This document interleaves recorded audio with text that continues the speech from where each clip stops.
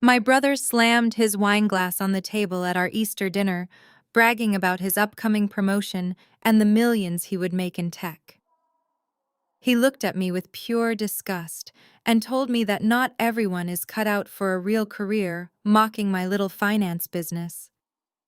His wife laughed, flashing her new diamonds, and offered me a job as his secretary. But before I could even defend myself, my 78-year-old grandmother leaned forward and asked him a question that completely destroyed his entire world. You could hear a pin drop in that dining room as his smug smile vanished. My name is Natalie, 33, and the founder of an acquisitions firm. Before I continue this story, let me know where you are watching from in the comments below. Hit like and subscribe if a toxic family member ever underestimated your capabilities. The tension started when I walked into my parents' home in the affluent suburbs of Chicago. Our Easter dinners were never about celebrating a holiday. They were a carefully orchestrated stage for my parents to worship their golden child, my older brother Harrison. The dining room was suffocatingly hot, smelling of roasted lamb and heavy floral perfume. I sat quietly at the end of the long oak table, pushing my food around my plate. Harrison sat at the head of the table, acting as if he owned the house. At 35, he was the vice president of sales at a mid-tier cloud storage company, a job my parents treated like he had single-handedly invented the internet. He unbuttoned his expensive silk suit jacket and leaned back in his chair. "Listen, Natalie," he said, his voice booming over the soft classical music. "You really need to think about your long-term strategy. Doing bookkeeping tasks for small businesses is fine for pocket change, but you need real ambition. I am about to make partner. When we go public next quarter, my stock options will be worth millions. Not everyone can handle a real career in the tech industry, but you should aim higher than just scraping by." My mother clapped her hands together, glowing with pride. She looked at me and sighed, telling me I should take notes from my brother. That was when my sister-in-law Jasmine decided to jump in. Jasmine was a sharp, status-obsessed public relations director at Harrison's company. She reached for her wine glass, ensuring the dining room chandelier caught the light of her brand-new diamond tennis bracelet. She gave me a condescending smile that made my blood boil. "Honestly, Natalie," Jasmine purred, tapping her manicured nails against the crystal glass. "Harrison works 80 hours a week dealing with high-level executives. He needs someone organized to handle his schedule. I could talk to human resources and get you an interview for a secretarial position. The pay is not great, but it is steady. Plus, it would be good for you to finally work in a real corporate environment. You could learn a lot from watching Harrison lead his team." My father Richard nodded vigorously in agreement, pointing his fork at me, telling me to just swallow my pride and accept the generous offer. I did not say a word. I simply picked up my cloth napkin and wiped my mouth. I had spent my 20s working grueling 90-hour weeks in corporate finance to build my own empire while they all assumed I was just a struggling accountant. I was about to politely decline when Grandma Rose, who had been silently eating her roasted potatoes beside me, suddenly placed her silver fork down. The sharp clink echoed through the dining room. Grandma Rose looked directly at Harrison, her eyes narrowing behind her gold-rimmed glasses. "Is that so?" she asked, her voice carrying a quiet but terrifying authority. "If you are such a high-level executive, Harrison, then why did her company just buy yours?" The silence that followed was absolute. The classical music seemed to fade away. The smug smile on Harrison's face melted into an expression of pure confusion, then creeping horror. My mother stopped chewing. Jasmine froze her wineglass, hovering inches from her lips. Harrison let out a nervous, breathless laugh, looking around the table as if waiting for a punchline. He told Grandma Rose she was confused and that she did not know how corporate buyouts worked. I reached into my designer blazer pocket, pulled out a thick, embossed business card, and tossed it across the oak table. It landed perfectly on top of his plate. It read, "Natalie, Chief Executive Officer, Vanguard Holdings." "Yes, Harrison," I replied calmly. "And the very first thing your new boss is doing tomorrow morning is firing you." Harrison stared at the heavy cardstock resting on his plate, as if it were a venomous snake. His face turned a deep shade of crimson, the veins in his neck bulging against his silk collar. He let out a harsh, barking laugh that held absolutely no humor, aggressively flicking the business card off his plate and onto the floor. "You are out of your mind," he sneered, pointing a shaking finger at me. "This is some kind of sick joke. You probably had those printed online just to ruin my dinner." Then he turned his furious gaze toward Grandma Rose. "And you?" He snapped, his voice dripping with disrespect. "You are losing your mind. Mom, Dad, you need to get her evaluated for dementia because she is sitting here feeding into Natalie's delusional fantasies." Grandma Rose did not flinch. She simply took a slow sip of her water, her eyes locked on him with cold pity. "I am perfectly lucid, Harrison," she replied softly, "which is more than I can say for your career prospects."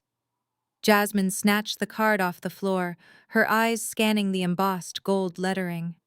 Her meticulously contoured face went completely pale. "Harrison," she whispered, her voice trembling. "The logo." That is the same corporate logo from the merger documents our legal team sent over on Friday. I did not wait for him to process his wife's panic. I reached into my purse, pulled out my phone, and opened the official Securities and Exchange Commission filing I had bookmarked specifically for this exact moment. I slid the phone across the smooth oak table until it stopped right in front of his plate. "Read it out loud." "Harrison," I challenged, my voice deadly, calm, and steady. "It is a publicly available document. Vanguard Holdings formally acquired NovaCloud at 4 o'clock on Friday afternoon. As the Chief Executive Officer and majority shareholder of Vanguard, I now legally own your entire company. Every desk, every server, and every single employment contract, including yours." Harrison stared at the glowing screen. I watched his eyes dart back and forth rapidly as he read the complex legal jargon, the massive final purchase price, and my signature at the bottom of the document. The reality of the situation finally crashed into him. He slammed both his hands down on the table, rattling the crystal glasses. "You cannot do this!" he yelled, his voice cracking with sheer panic and untamed rage. "You are just a glorified bookkeeper. How the hell did you even get the capital to pull off a corporate buyout of this size? You must be fronting for someone else." I leaned forward, resting my elbows on the table, refusing to break eye contact. "I got the capital by working my fingers to the bone while you were busy playing pretend entrepreneur," I said, my voice cutting through the thick tension in the room like a razor-sharp knife. "You spent your entire 20s blowing Dad's retirement money on 3 different failed tech startups that produced absolutely nothing. You took luxurious family vacations to Europe to find yourself while I was working 90-hour weeks at Goldman Sachs to pay my own college tuition because Dad said there was no money left for me. I built a massive acquisitions firm from the ground up, dollar by dollar, while you bought your way into a vice president role using Dad's golf club connections." My mother, Susan, gasped loudly, pressing her napkin against her chest as if I had physically struck her. "Natalie, that is enough!" she cried out, her voice shrill and trembling. "How dare you speak to your brother that way? He has worked so hard for this promotion. You are acting out of pure jealousy and spite." My father, Richard, immediately stood up, towering over the table with a red face. He pointed a stern finger at me, using the same authoritative tone he used when I was a disobedient child. "You are going to fix this right now, young lady," he demanded. "You will call your lawyers tomorrow morning and you will reverse this entire acquisition, and if you cannot reverse it, you will guarantee Harrison his promotion and double his stock options.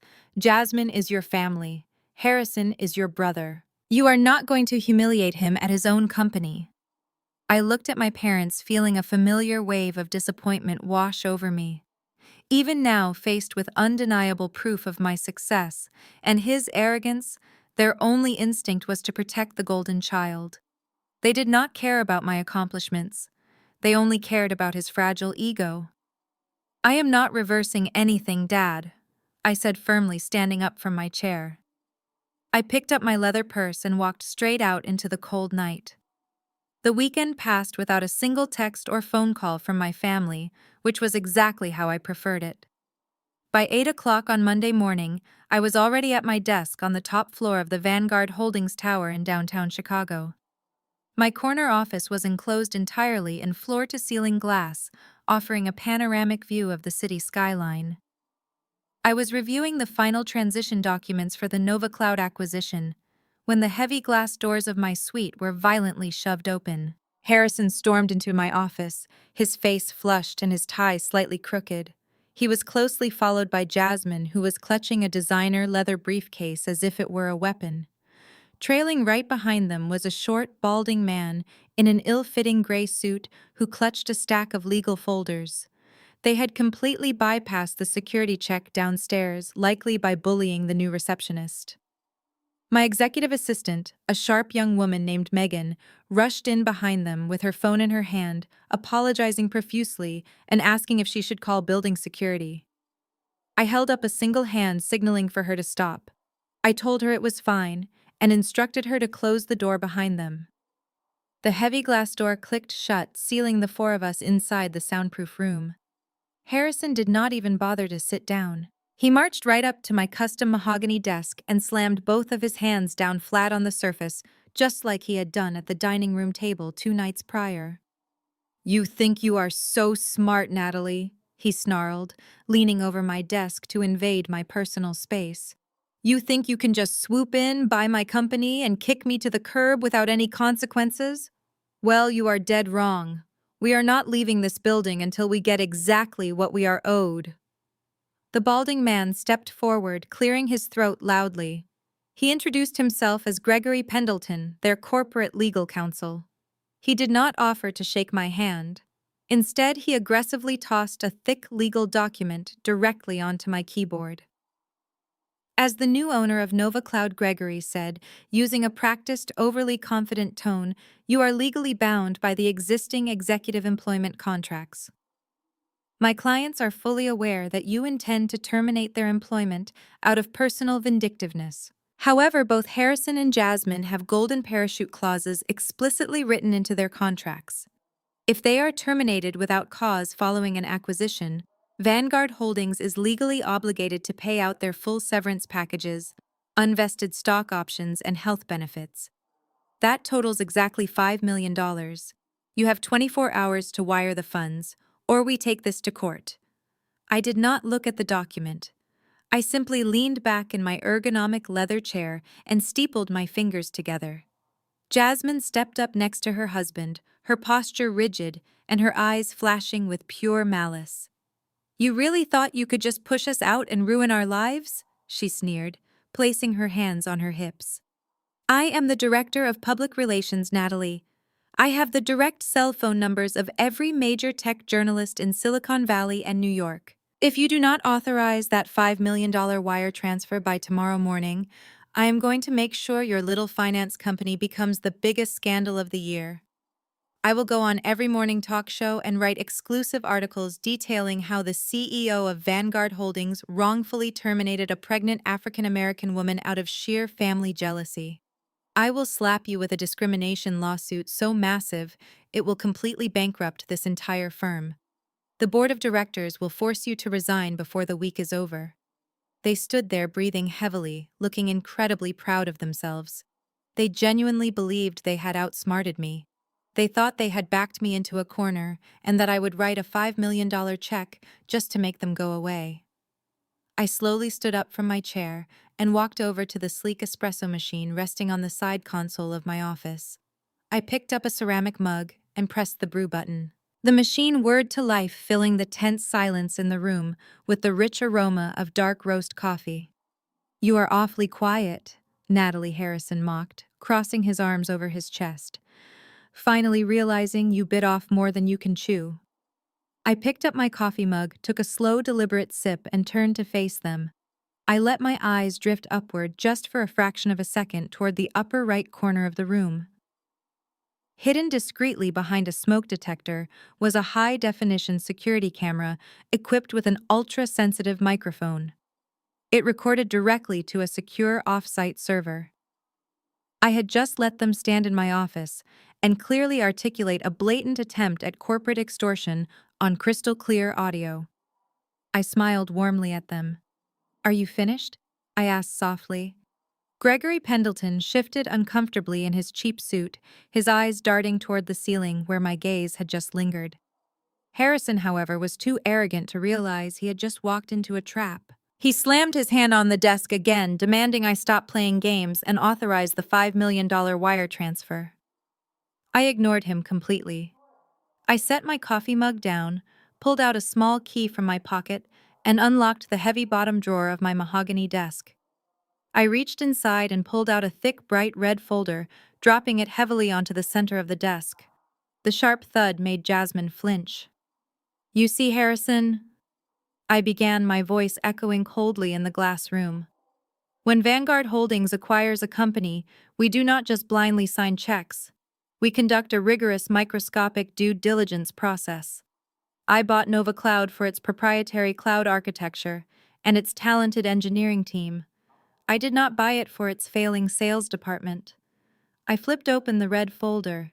Inside were dozens of bank statements, highlighted spreadsheets, and printed emails. I pulled out the first document and slid it across the smooth wood toward their lawyer. "I suggest you look closely at this, Mr. Pendleton," I advised, "because your clients conveniently forgot to mention their extracurricular accounting practices." Harrison scoffed, crossing his arms, but I saw a faint bead of sweat form at his temple. I looked directly at him. "According to our forensic auditors, your regional sales numbers have been steadily declining for the past 18 months. You have not closed a single major account since last February, yet miraculously your departmental marketing budget increased by 300%. Jasmine opened her mouth to speak, her tone dripping with fake confidence. "Corporate marketing is expensive, Natalie. We had to invest heavily in brand awareness campaigns and digital outreach to stay competitive." I held up a hand, silencing her instantly. "Do not interrupt me, Jasmine," I warned, "especially when I'm about to explain exactly how you paid for that new diamond tennis bracelet currently sitting on your wrist." Jasmine's mouth snapped shut, and her hand instinctively flew to cover her jewelry. I pulled out a second stack of papers. "You did not invest in brand awareness. You created a phantom vendor account registered under a shell corporation in Delaware. Over the last year, you authorized 42 separate wire transfers from the Nova Cloud marketing budget directly into that shell account. And from there, the money was quietly funneled into your personal joint checking account." The color completely drained from Harrison's face.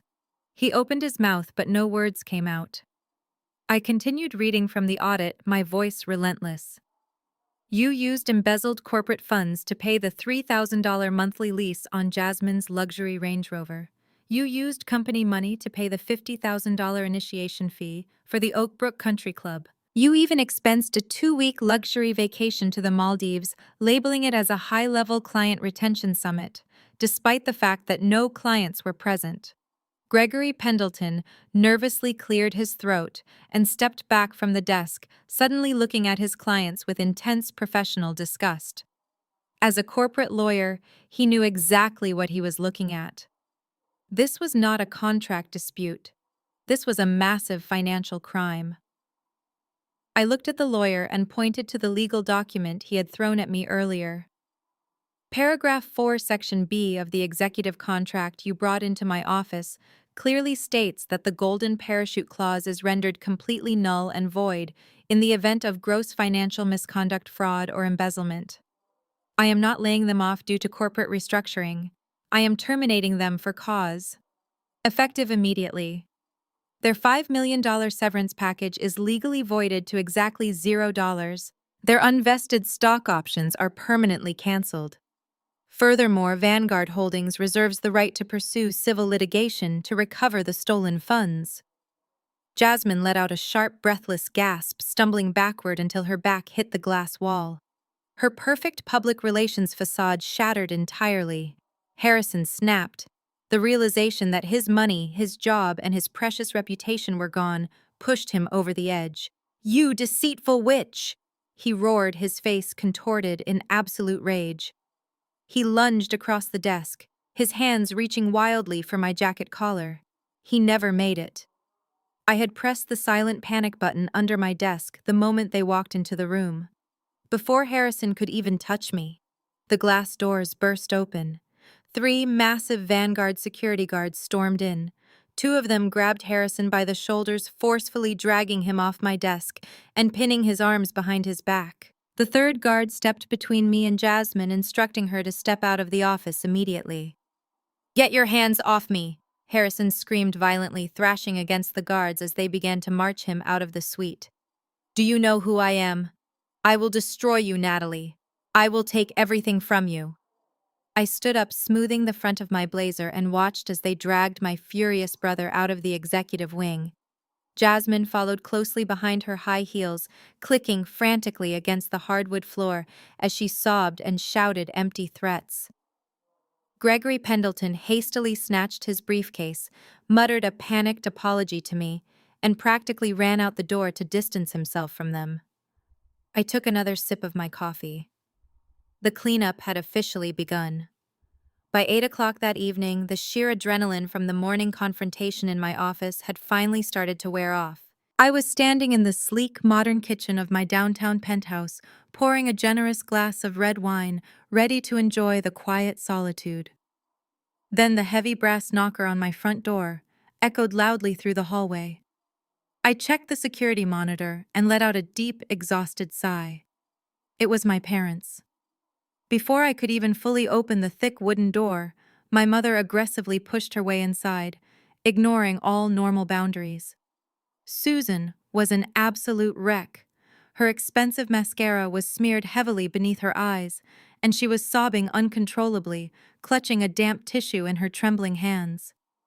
My father Richard followed closely behind her, his face set in a furious, stony glare. He slammed the front door shut behind him with enough force to rattle the artwork on the walls. "How could you do this to your own flesh and blood?" my mother wailed, sinking onto my white leather living room sofa, as if her legs could no longer support her weight. "You are a complete monster, Natalie. You have completely ruined your brother." I remained standing by the kitchen island, keeping my distance and maintaining my composure. "I did not ruin him, Mom," I said calmly, taking a slow sip of my wine. "Harrison ruined himself." "Did he happen to mention exactly why I fired him? Did he tell you about the secret shell company and the stolen corporate funds?" My father scoffed loudly, waving his large hand in the air to violently dismiss my words. "It was a simple accounting error," he snapped, his voice booming in my living room. "Harrison told us everything. He said the departmental marketing budget was confusing, and he made a minor mistake with the vendor routing accounts. You took a tiny administrative oversight and used it to maliciously destroy his career because you have always been deeply jealous of his success. Jealous of what I fired back, my patience rapidly wearing thin. Jealous that he is a literal criminal. He intentionally stole hundreds of thousands of dollars to fund luxury tropical vacations and buy designer cars for his wife. That is not a mistake, Dad. That is grand larceny. If I had not fired him for cause, the federal government would have eventually locked him up. I actually did him a massive favor by handling the situation internally and keeping the police out of it for now." My mother wailed even louder, burying her face in her hands. "You did not do him a favor," she screamed, her voice cracking with raw, unfiltered emotion. "You took away his entire severance package. They have absolutely no income right now. Jasmine is 3 months pregnant, Natalie. They are going to have a baby, and because of your vindictive little power trip, they are going to lose their $2 million house. The bank is going to foreclose on them before the baby is even born." The word pregnant hit me like a physical blow to the chest. I froze in place, the crystal wine glass suddenly feeling incredibly heavy in my hand. A baby. I had not anticipated an innocent child being brought into this massive mess. For a brief, agonizing second, a heavy wave of intense guilt washed over me. I pictured a helpless baby growing up in the middle of a massive financial scandal. I looked at my mother's tear-stained face and my father's desperate, angry eyes. I almost considered backing down. I almost considered paying the $5 million out of my own personal accounts just to protect my unborn niece or nephew from the consequences of their parents' actions. But then, I vividly remembered the smug smirk on Jasmine's face when she threatened to destroy my entire company with a fake discrimination lawsuit. I remembered Harrison lunging violently across my desk, ready to physically attack me when his pathetic extortion plot failed. A baby did not excuse their blatant, calculated theft. If anything, bringing a child into the world made their reckless corporate greed even more unforgivable. I took a deep breath, fortified my mental boundaries, and stood my ground. I am sorry they are in financial trouble, I said softly but firmly. But I am not running a charity for corporate embezzlers. I will not reinstate his employment, and I will absolutely not pay out a legally voided severance package. They will just have to sell the luxury house and downsize like normal people. My father stepped right up to me, his face mere inches from mine. His eyes were cold, completely void of any paternal warmth or love. "You listen to me very carefully," he growled. "Family protects family. You do whatever it takes to fix this mess. You pay them what they are owed by tomorrow morning, or you are no longer my daughter. I will erase you from my life completely." I stared right back into his angry eyes, refusing to shed a single tear. "Then I guess you only have a son now," I replied coldly. "Get out of my apartment." The heavy wooden door clicked shut, leaving me standing alone in the deafening silence of my penthouse. I had just kicked my own father out of my home, drawing a permanent line in the sand. I poured the rest of my wine down the kitchen sink and went to bed exhausted down to my bones. I slept poorly that night, tossing and turning, haunted by the hateful look in my parents' eyes. By 6 o'clock the next morning, my phone began vibrating relentlessly against my nightstand. It was Megan, my executive assistant. I answered groggily, expecting a routine update on the Nova Cloud transition documents. Instead, her voice was trembling with panic. "Natalie, you need to check the news right now," she said urgently. I opened my laptop, the bright screen burning my tired eyes, and felt my stomach drop straight into my shoes. Jasmine had not been bluffing. As a high-level public relations director, she had spent years cultivating deep reciprocal relationships with some of the most influential tech journalists and bloggers in Silicon Valley. She had weaponized every single one of those connections overnight. Right there, splashed across the front page of the most popular tech news outlet in the country, was a highly dramatized, entirely fabricated hit piece. The bold headline screamed, "Corporate Vendetta Vanguard Holdings, Chief Executive Officer, Executes Hostile Takeover to Fire Pregnant Sister-in-Law." I read through the lengthy article, my hands shaking, with a mixture of profound disbelief and sheer, white-hot fury. Jasmine had spun a masterful, deeply twisted narrative. She completely omitted the massive embezzlement, the stolen funds, and the secret shell company. Instead, she painted herself and Harrison as dedicated, loyal, hardworking executives who were suddenly blindsided by a jealous, estranged sister. The article detailed how I had allegedly harbored a lifelong, bitter resentment toward my older brother's success. It claimed I used my vast corporate power to orchestrate a hostile buyout, specifically to strip them of their livelihood. Jasmine even provided an exclusive, tearful quote to the journalist, talking about how completely devastated she was to lose her comprehensive health insurance while carrying her first child, begging the public for basic human decency. The story was perfectly engineered to generate maximum outrage. It played right into the modern societal narrative of ruthless corporate billionaires crushing everyday working families. By 7 in the morning, the article had been shared hundreds of thousands of times across major social media platforms. My name was trending nationwide, and the comments section was absolutely vicious. People who knew nothing about me, who had no idea how hard I had worked to build my life, were calling me a monster, a sociopath, and a corporate tyrant. Some prominent influencers were even calling for immediate boycotts of any companies associated with Vanguard Holdings. But the real nightmare started when the stock market opened at 9:30. Wall Street absolutely despises bad press, sudden scandals, and unpredictable leadership. Within the first hour of trading, Vanguard Holdings took a massive, terrifying hit. I sat frozen at my mahogany desk in my glass office, watching the red numbers flash aggressively across my dual monitors. Our stock price dipped by 4%. In the volatile world of corporate acquisitions, a sudden 4% drop equates to hundreds of millions of dollars in lost market capitalization. Jasmine had successfully turned a private, ugly family dispute into a full-blown, catastrophic corporate crisis. When I finally walked out of my office to get a cup of coffee from the break room, the entire executive floor was buzzing with nervous whispers. The moment my employees saw me, the conversations abruptly stopped. A thick, suffocating tension hung heavy in the air. My staff members were looking at me differently, avoiding direct eye contact. They were wondering if the ruthless, heartless monster described in the hit piece was actually the real me. I retreated back into my glass office and closed the heavy door, shutting out their judging eyes. I realized right then that I had severely underestimated Jasmine. I thought exposing their financial crimes privately would be enough to make them walk away quietly in shame. I assumed they would be incredibly grateful I did not immediately press federal charges and send them to prison. But I forgot that people like Harrison and Jasmine do not operate on logic, guilt, or gratitude. They operate purely on fragile ego and desperate survival. They had decided that if they were going to go down, they were going to drag me down with them.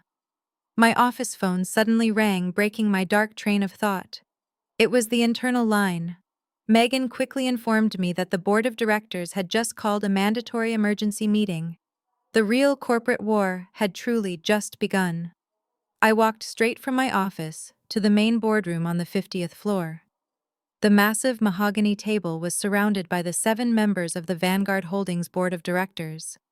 Some were present in person, while others glared at me through the large video conferencing screen on the far wall.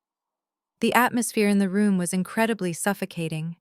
Nobody offered a polite greeting. Nobody offered me a seat. I took my place at the head of the table, setting my tablet down with a sharp click.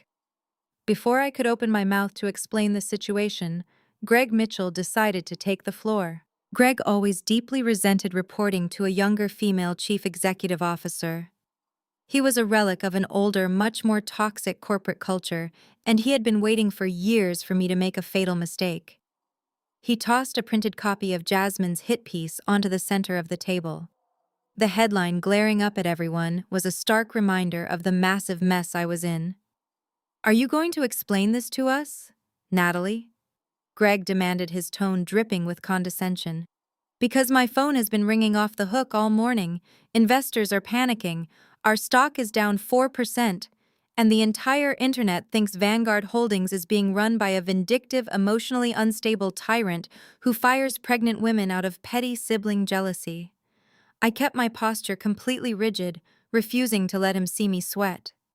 "The article is a complete fabrication," I stated clearly, looking around the table at the other board members. "I terminated my brother and his wife because a forensic audit revealed they had been actively embezzling hundreds of thousands of dollars from the Nova Cloud marketing budget.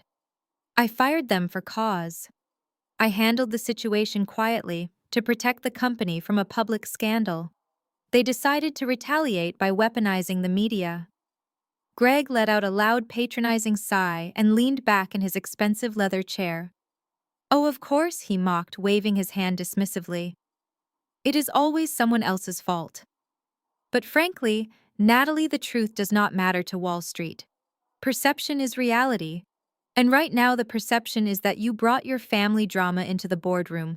Women in leadership positions are always prone to letting their emotions cloud their professional judgment.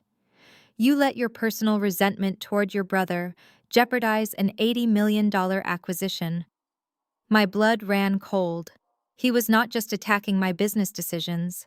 He was deliberately using sexist tropes to undermine my authority in front of the entire board. I stared directly into Greg's arrogant eyes. "Do not lecture me about emotional judgment, Greg," I fired back. "Terminating thieves is standard corporate policy, not an emotional reaction. If I had let them stay, the board would be holding me accountable for harboring criminals." But Greg was not finished. He leaned forward, resting his elbows on the mahogany table, and dropped his real agenda. "You have become a massive liability to this firm.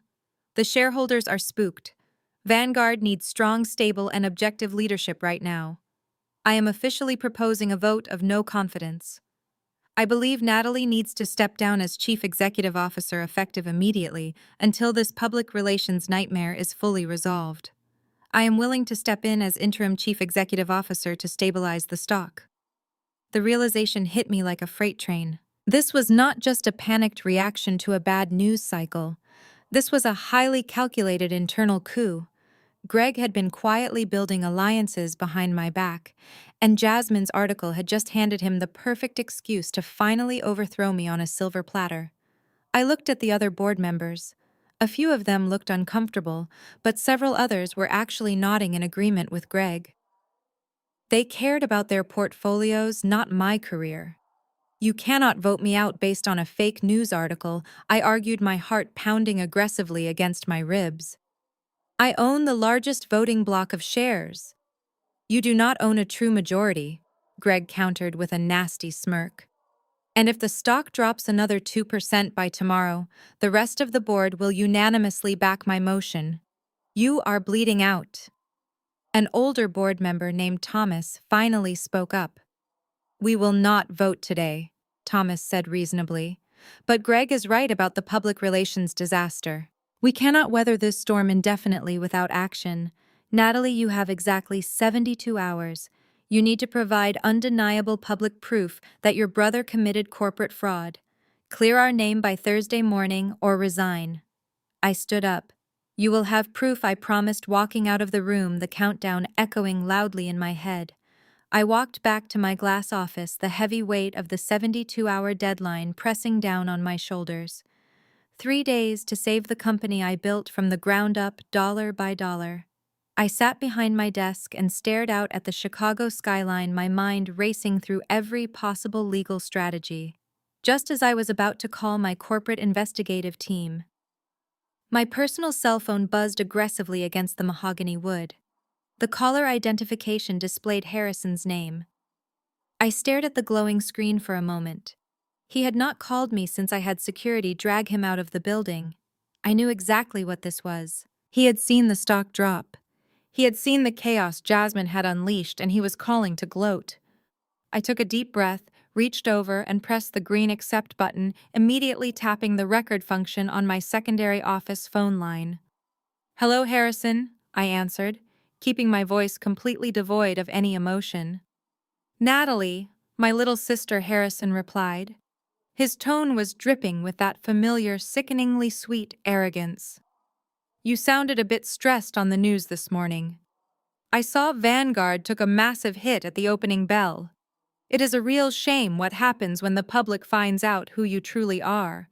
Your board of directors must be absolutely losing their minds right now.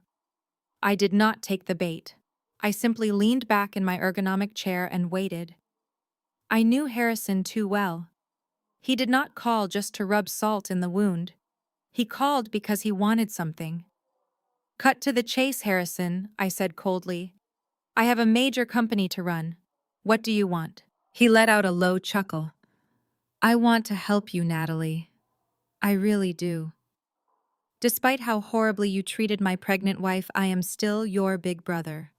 I am still the only person who can throw you a lifeline before your board officially kicks you out onto the street. Jasmine and I have been talking, and we have decided to offer you a mutually beneficial arrangement. A way to make all this nasty public relations drama disappear by tomorrow morning. I glanced at the recording light blinking steadily on my desk console. I am listening, I replied evenly. Let me hear your grand solution. It is simple, he said, his voice suddenly dropping its playful tone and adopting a rigid cadence. You draft a legally binding contract granting me 15% equity in Vanguard Holdings. You also officially reinstate me as your new Chief Revenue Officer. You give me a corner office right next to yours, and you restore my full corporate expense accounts. And what exactly do Vanguard Holdings and I get? In return for this generous promotion, I asked, purposely leading him into explicitly stating the terms of his extortion attempt. You get to keep your job, he stated bluntly. The second you sign those papers and wire a $200,000 signing bonus to my personal checking account, Jasmine will call her contacts. She will issue a massive public retraction. She will say she was overly emotional due to her pregnancy hormones, that she misunderstood the corporate restructuring, and that you are actually a deeply supportive sister. She will completely clear your name across every major tech blog. The stock price will stabilize. Your board will back off, and we can go back to being one big happy family. I sat in silence processing the sheer audacity of his demand. He wanted 15% of a multi-million-dollar firm. But beneath the arrogance, I heard something else in his voice. A slight tremor. A subtle urgency. The demand for an immediate $200,000 cash bonus gave it all away. They were absolutely desperate for cash. The embezzled money was likely tied up or already spent on their lavish lifestyle, and the mortgage on their $2 million house was looming. "You are extorting me, Harrison," I said clearly, ensuring the microphone captured every single syllable. "You are actively threatening the financial stability of a publicly traded company to secure a massive payout and an executive title you absolutely did not earn." "Call it whatever you want," he snapped back, his patience instantly vanishing. "Call it a bold business negotiation. You have until midnight tonight to send over the finalized contracts. If you do not, Jasmine goes on national television tomorrow morning and we will make absolutely sure Vanguard Holdings burns to the ground." I smiled tightly, looking directly at the blinking recording light. "I do not negotiate with thieves, Harrison. Do not ever call this number again." I forcefully hung up the phone. I now had his blatant extortion attempt securely recorded on tape, but I knew it was still not enough. I desperately needed to find undeniable proof of their original corporate fraud before Greg destroyed everything I had built. The moment I hung up the phone, I knew I needed professional firepower. I pulled up my encrypted contacts and dialed Dominic. Dominic was not a standard private investigator who tailed cheating spouses. He was a former federal cybersecurity intelligence officer who now ran an elite corporate espionage firm based out of Washington. I had kept him on a very expensive retainer since the day I founded Vanguard Holdings, knowing that in the high-stakes world of corporate acquisitions, information was the ultimate currency. Dominic answered on the first ring. I gave him a rapid, highly detailed briefing on the situation. I needed him to execute a deep-dive forensic sweep of every digital footprint Harrison and Jasmine had left within the Nova Cloud network. I specifically directed him to focus on Jasmine. Her ability to coordinate such a massive media attack overnight meant she had deep, highly organized networks. I authorized Dominic to bypass standard corporate protocols and mirror their internal servers. I told him I had less than 72 hours to save my company, and I needed the kind of dirt that could instantly bury them both. The next 14 hours were pure agony. I slept on the small leather sofa in my office, surviving entirely on black coffee and pure adrenaline. Outside my glass walls, the Vanguard stock continued to fluctuate wildly, and the executive floor remained tense with whispers about my impending removal. At 3 o'clock the next morning, the secure elevator down the hall chimed quietly. Dominic walked into my office. He was a tall, incredibly intense man who moved with absolute silence. He simply walked straight to my mahogany desk and placed a heavy matte black encrypted hard drive right in front of me. "I think you severely underestimated your sister-in-law," Dominic said, his deep voice carrying a grim tone. "The marketing embezzlement you caught was just amateur hour. They were using those stolen funds as a distraction, something loud and obvious to keep the internal auditors busy while they executed the real operation behind your back." I sat up straight, rubbing the exhaustion from my eyes. "What exactly did you find, Dominic?" He plugged the drive into my secure terminal and typed in a complex sequence of passwords. A massive web of emails, bank wire transfers, and encrypted chat logs populated across my dual monitors. "Jasmine is smart," Dominic explained, pointing to the screen. "As the director of public relations, she had administrative access to the entire company network to manage press releases. She used that security clearance to create a hidden proxy server routing straight out of the Nova Cloud mainframe." I leaned closer to the screen, scanning the destination addresses. Who was she talking to? Dominic tapped a specific folder, opening a series of highly confidential emails. She was communicating directly with Preston Thorne, the Chief Executive Officer of Apex Dynamics. My blood instantly turned to ice. Apex Dynamics was Vanguard's largest, most aggressive rival in the corporate tech sector. They had been trying to acquire Nova Cloud for months, but I had outbid them at the final hour. Seeing Preston's name on those emails was like finding a live grenade sitting right on my desk. It gets much worse, Dominic continued, sensing my shock. Jasmine and Harrison were not just selling Vanguard out to the press. For the last 6 months, they have been quietly exporting the proprietary source code for Nova Cloud's entire data architecture. They sold the exact software blueprints you just paid $80 million to acquire. They handed it directly to Apex Dynamics in exchange for massive offshore payouts routed through the Cayman Islands. I stared at the screen in absolute horror. This fundamentally changed everything. Harrison and Jasmine had not just stolen a few $100,000 for luxury cars. They had committed severe corporate espionage. They had actively conspired with a major competitor to steal trade secrets. They had committed a major federal crime. But the realization carried a terrifying double edge. It gave me the ultimate ammunition I needed to destroy them completely and clear my name with the board of directors. However, it also meant Vanguard Holdings had just purchased compromised intellectual property. Apex Dynamics now had our underlying technology. The corporate war was no longer just about messy family drama. It was about absolute survival. Dominic pulled up a final document on the screen. It was a digital receipt from a bank in the Cayman Islands showing a pending transfer of $2 million tied directly to the proxy server. They sold you out, Natalie, Dominic stated bluntly. And based on these chat logs, Apex Dynamics is planning to use that stolen code to launch a hostile takeover bid against Vanguard Holdings by the end of the week. You are being hunted. I took a deep, steadying breath, feeling the fear rapidly transform into a cold, lethal focus. Print every single page, I commanded. I was standing over the printer watching the devastating proof of corporate espionage slide into the tray when my personal cell phone rang again. It was my mother. I hesitated, my hand hovering over the device. I had just uncovered evidence that could send my brother and his wife to federal prison for years. I was not in the right headspace to deal with Susan's emotional manipulation, but the phone kept ringing relentlessly. Against my better judgment, I answered. Natalie, my mother screamed into the receiver, her voice shrill and panicked. It is Jasmine. She collapsed. We are at the North Shore private clinic. The doctors are running tests right now. I froze. Despite everything I had just learned, a sudden wave of genuine fear washed over me. A pregnant woman collapsing under severe stress was not a game.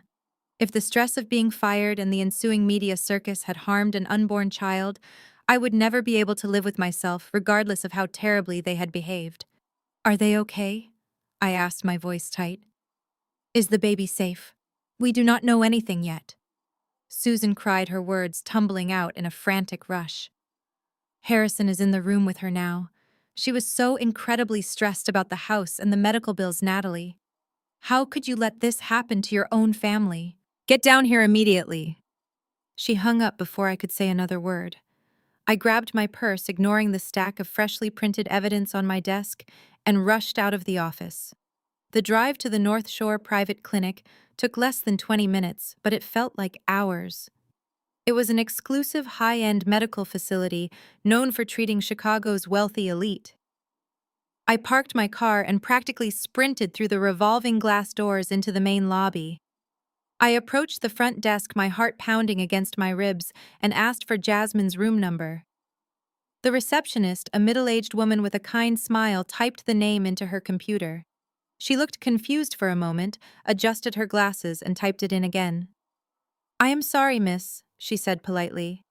We do not have any patients admitted under that name in our maternity ward or emergency department. I felt a sudden jolt of confusion. Are you absolutely sure? I asked, leaning over the counter. My mother just called me. She said Jasmine collapsed and was brought here less than an hour ago. The receptionist shook her head firmly. I am looking at the master registry.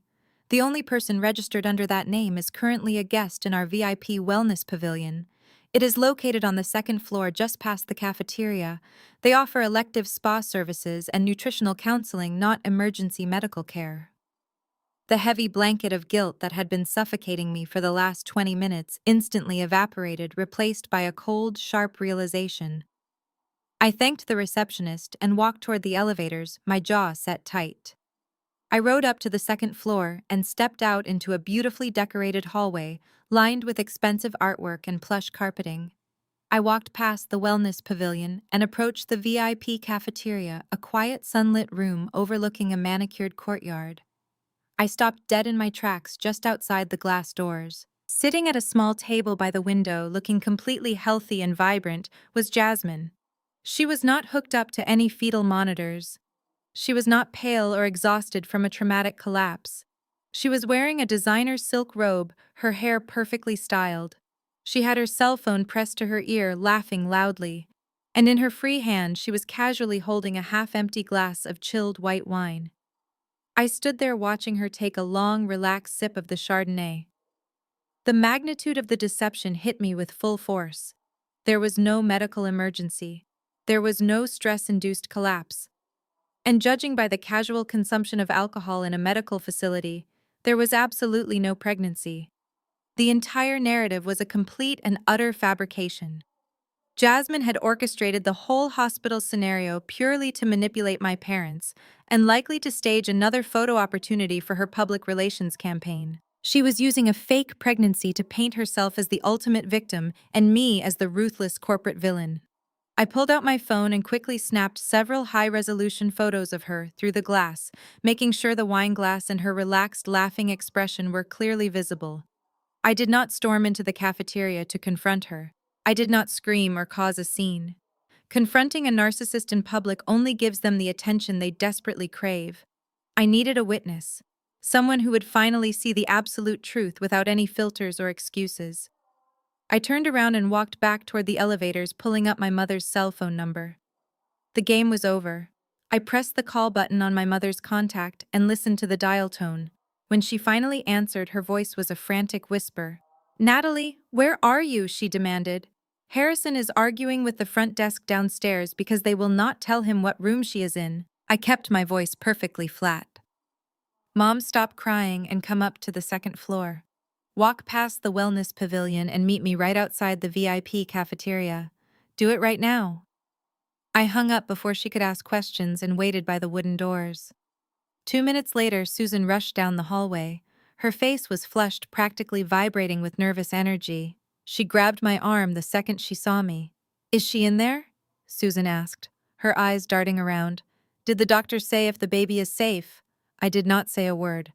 I stepped aside, grabbed her shoulders, and physically turned her toward the large glass windows of the cafeteria. "Look for yourself, Mom." Susan pressed her hands against the glass, scanning the room until her eyes landed squarely on Jasmine. Jasmine was sitting there in her luxurious silk robe, her legs crossed comfortably. She was laughing loudly into her cell phone, and she took another generous sip of her chilled Chardonnay. I watched my mother's face, carefully waiting for the realization to crash down. I expected shock. I expected betrayal. I expected her to realize that her son and his wife had played her for a fool. But Susan did not gasp in horror. Instead, she slowly lowered her hands, turned to face me, and her expression hardened into a defensive scowl. "You pushed her to this!" Susan hissed, trembling with misplaced rage. I stared at her, completely stunned. "Excuse me," I asked, stepping back. "Mom, she is drinking alcohol in a luxury spa. There is no collapse. There is no emergency. She is not even pregnant. She fabricated a medical crisis just to manipulate you and destroy my reputation in the media."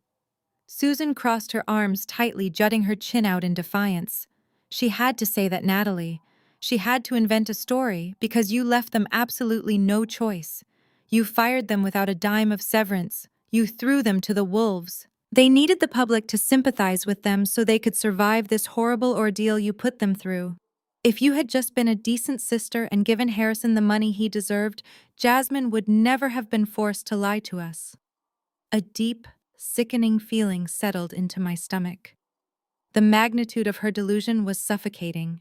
She was standing right in front of undeniable proof that Jasmine was a fraud, yet she was actively contorting reality to make it my fault.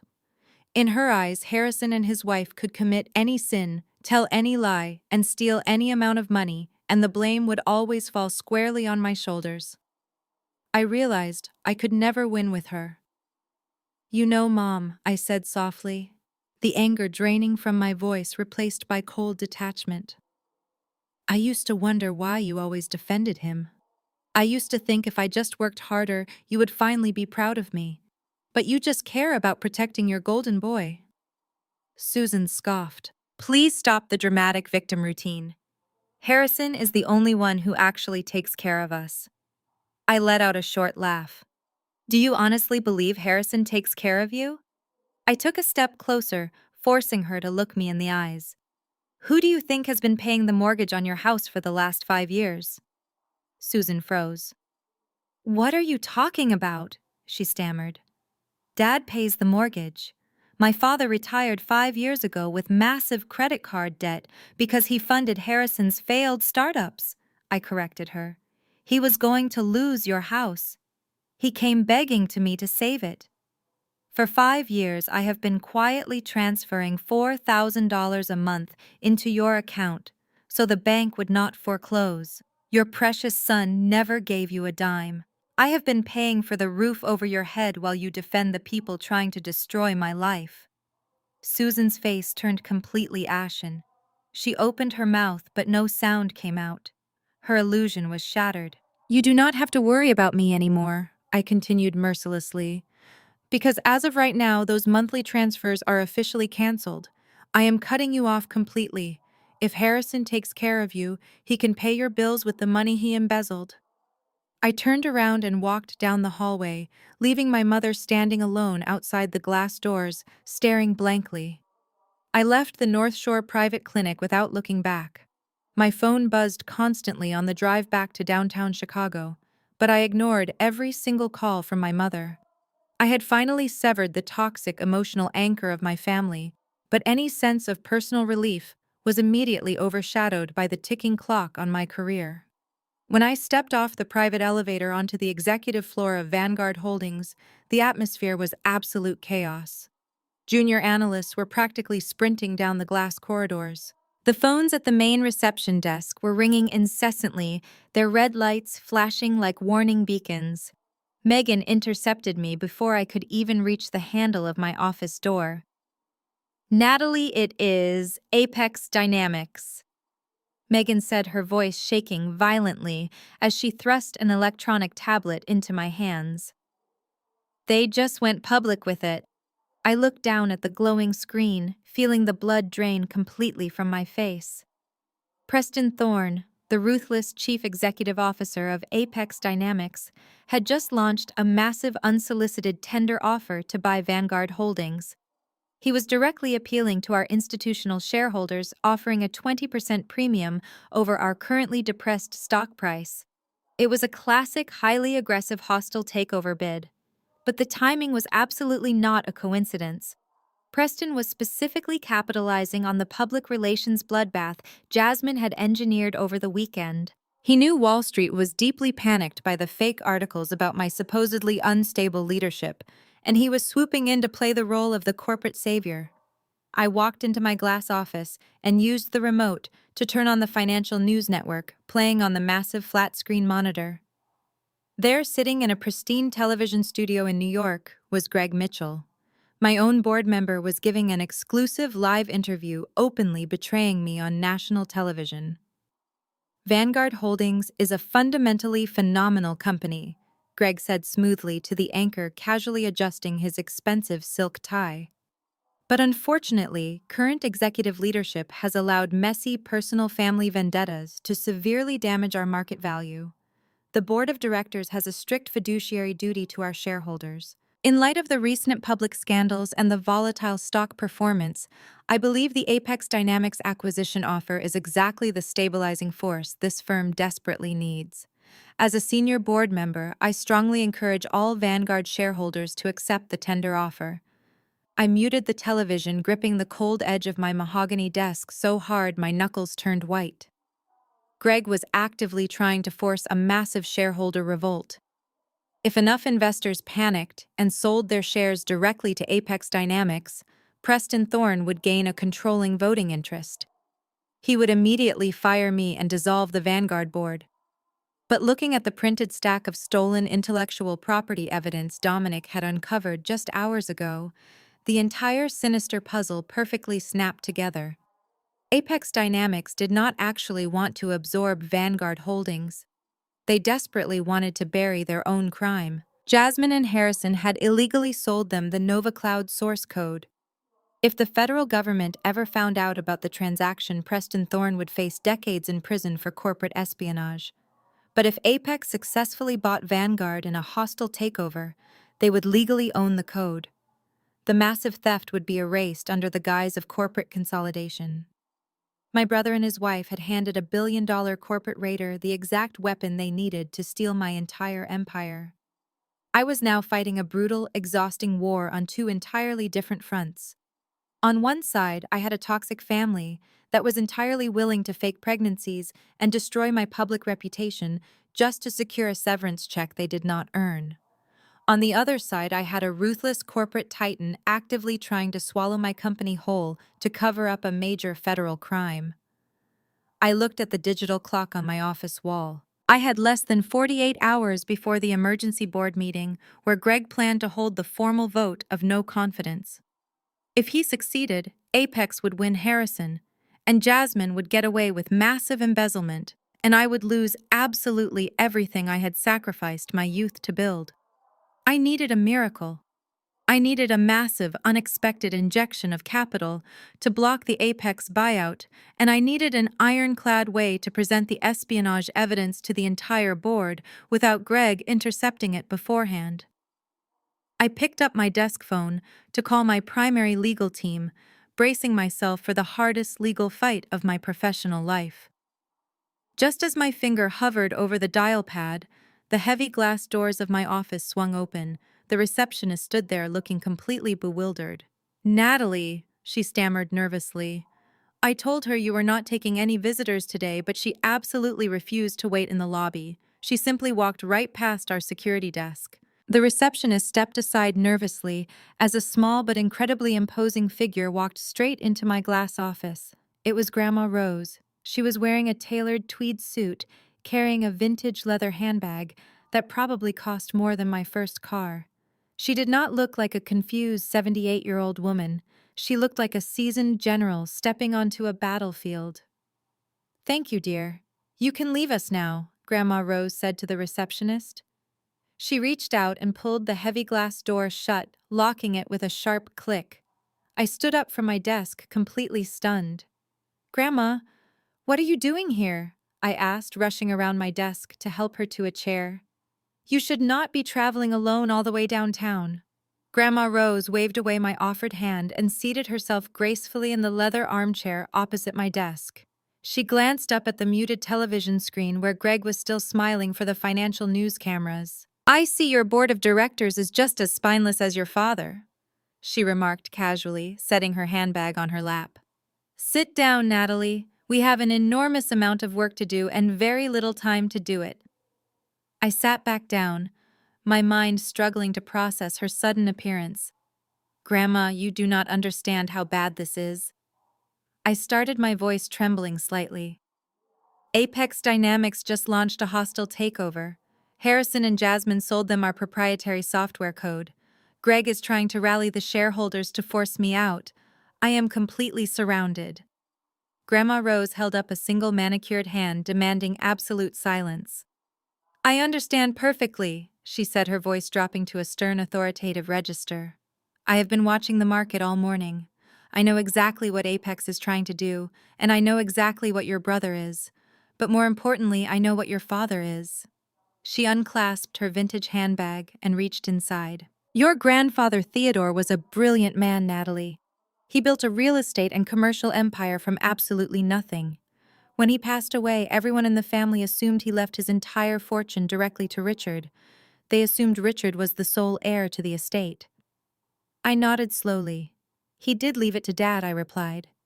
And Dad wasted all of it trying to buy Harrison a successful career. Grandma Rose let out a sharp, bitter laugh.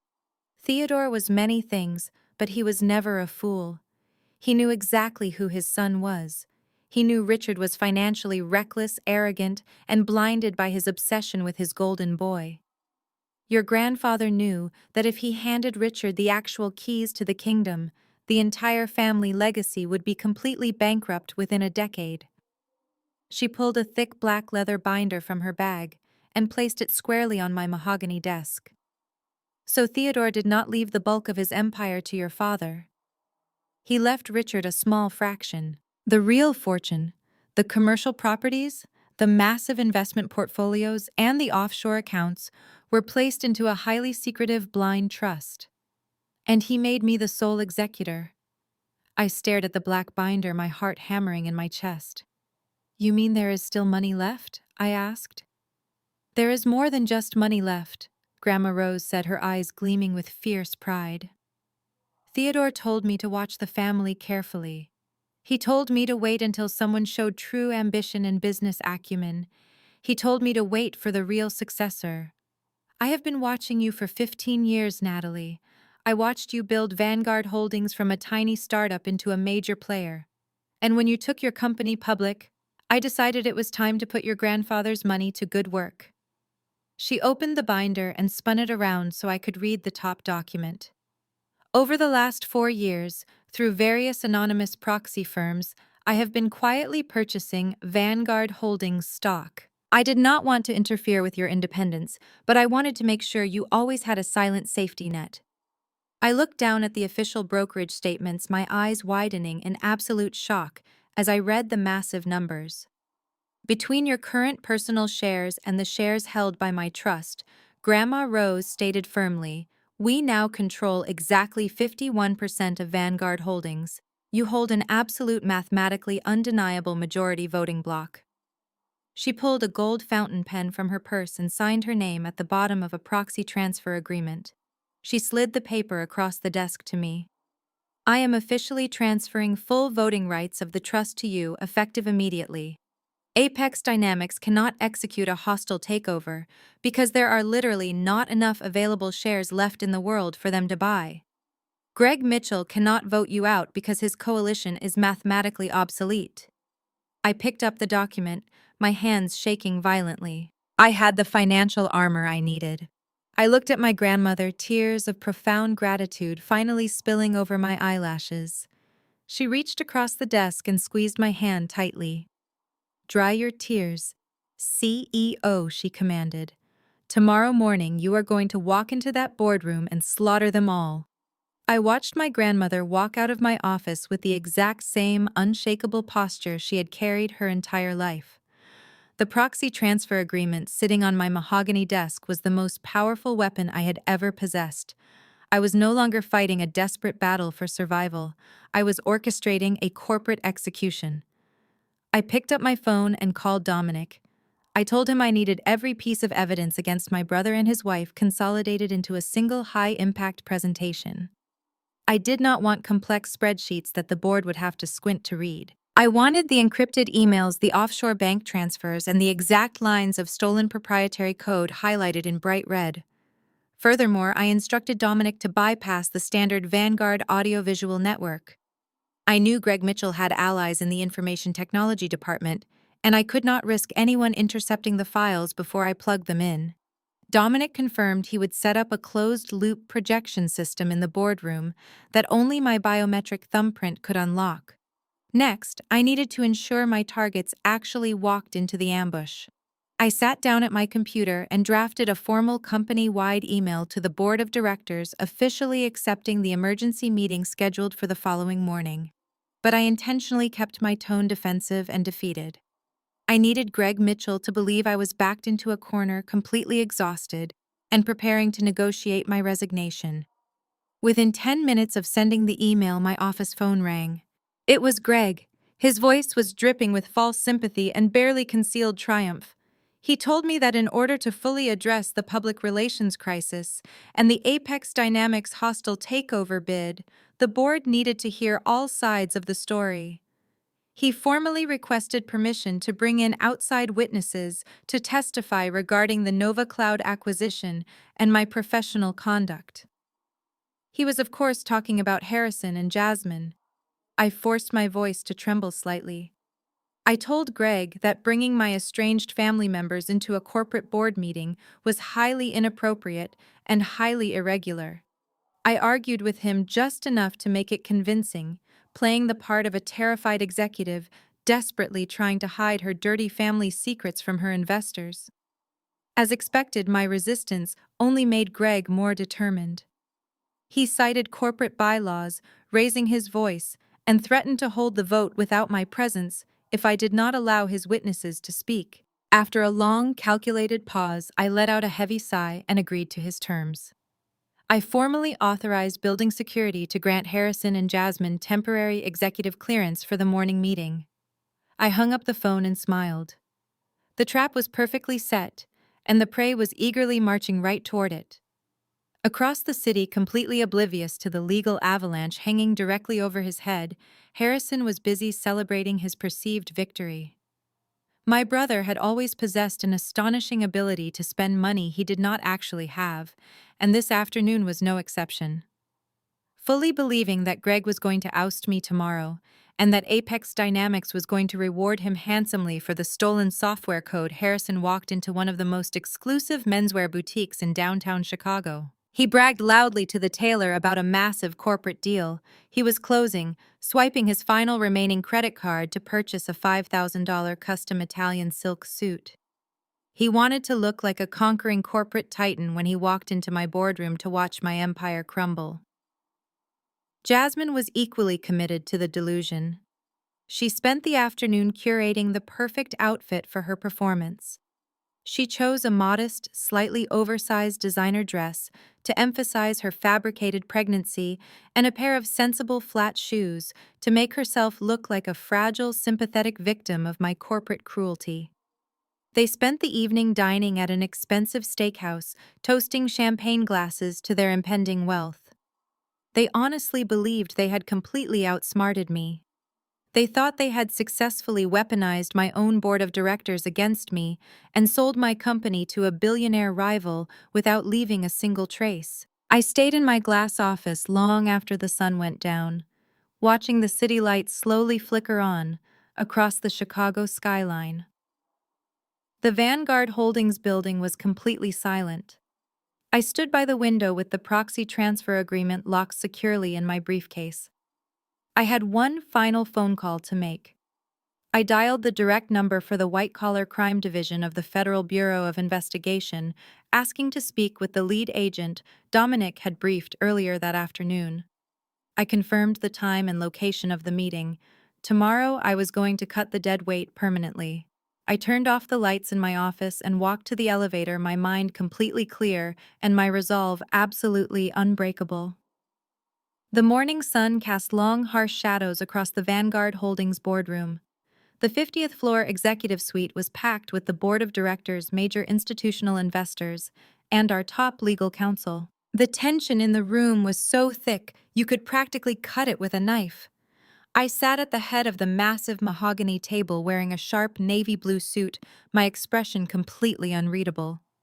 My encrypted laptop was connected to the closed-loop projection system, requiring only my thumbprint to activate. I watched quietly as the heavy double doors swung open and my guests of honor finally arrived. Harrison walked into the room, looking like he had just conquered Wall Street. He was wearing his brand-new custom Italian silk suit, his posture radiating an obnoxious level of arrogance. He offered firm handshakes to a few of the board members as he made his way to the guest seating area. Jasmine trailed closely behind him, playing her part to absolute perfection. She was wearing a loose-fitting beige dress, purposely holding a hand over her stomach to emphasize a pregnancy that did not actually exist. She kept her head slightly bowed, projecting the image of a fragile, exhausted woman who had been mercilessly victimized by her cruel sister-in-law. She took a seat in the back corner of the room, immediately pulling out her cell phone and angling the camera to record the entire spectacle for her public relations blog. Greg Mitchell sat directly to my right, looking incredibly smug. He checked his gold watch, cleared his throat loudly, and officially called the emergency shareholder meeting to order. "Thank you all for coming on such short notice." Greg began projecting his voice across the large room. "We are facing an unprecedented crisis. Over the last 72 hours, Vanguard Holdings has suffered a massive public relations disaster. Our stock price has plummeted, our market reputation is in shambles, and we are currently staring down a hostile takeover bid from Apex Dynamics. This firm requires stable, objective, and mature leadership to navigate this storm. Unfortunately, current management has proven they are entirely incapable of separating their personal family vendettas from their professional duties." Greg paused, making sure everyone in the room was hanging on his every word. "Therefore, as a senior member of this board, I am formally initiating a vote of no confidence to immediately remove Natalie from her position as Chief Executive Officer. However, before we cast our votes, I believe it is crucial for this board to understand exactly what kind of erratic behavior led to this crisis. I have invited the former vice president of sales at Nova Cloud to share his direct experience." Greg gestured toward the guest chairs.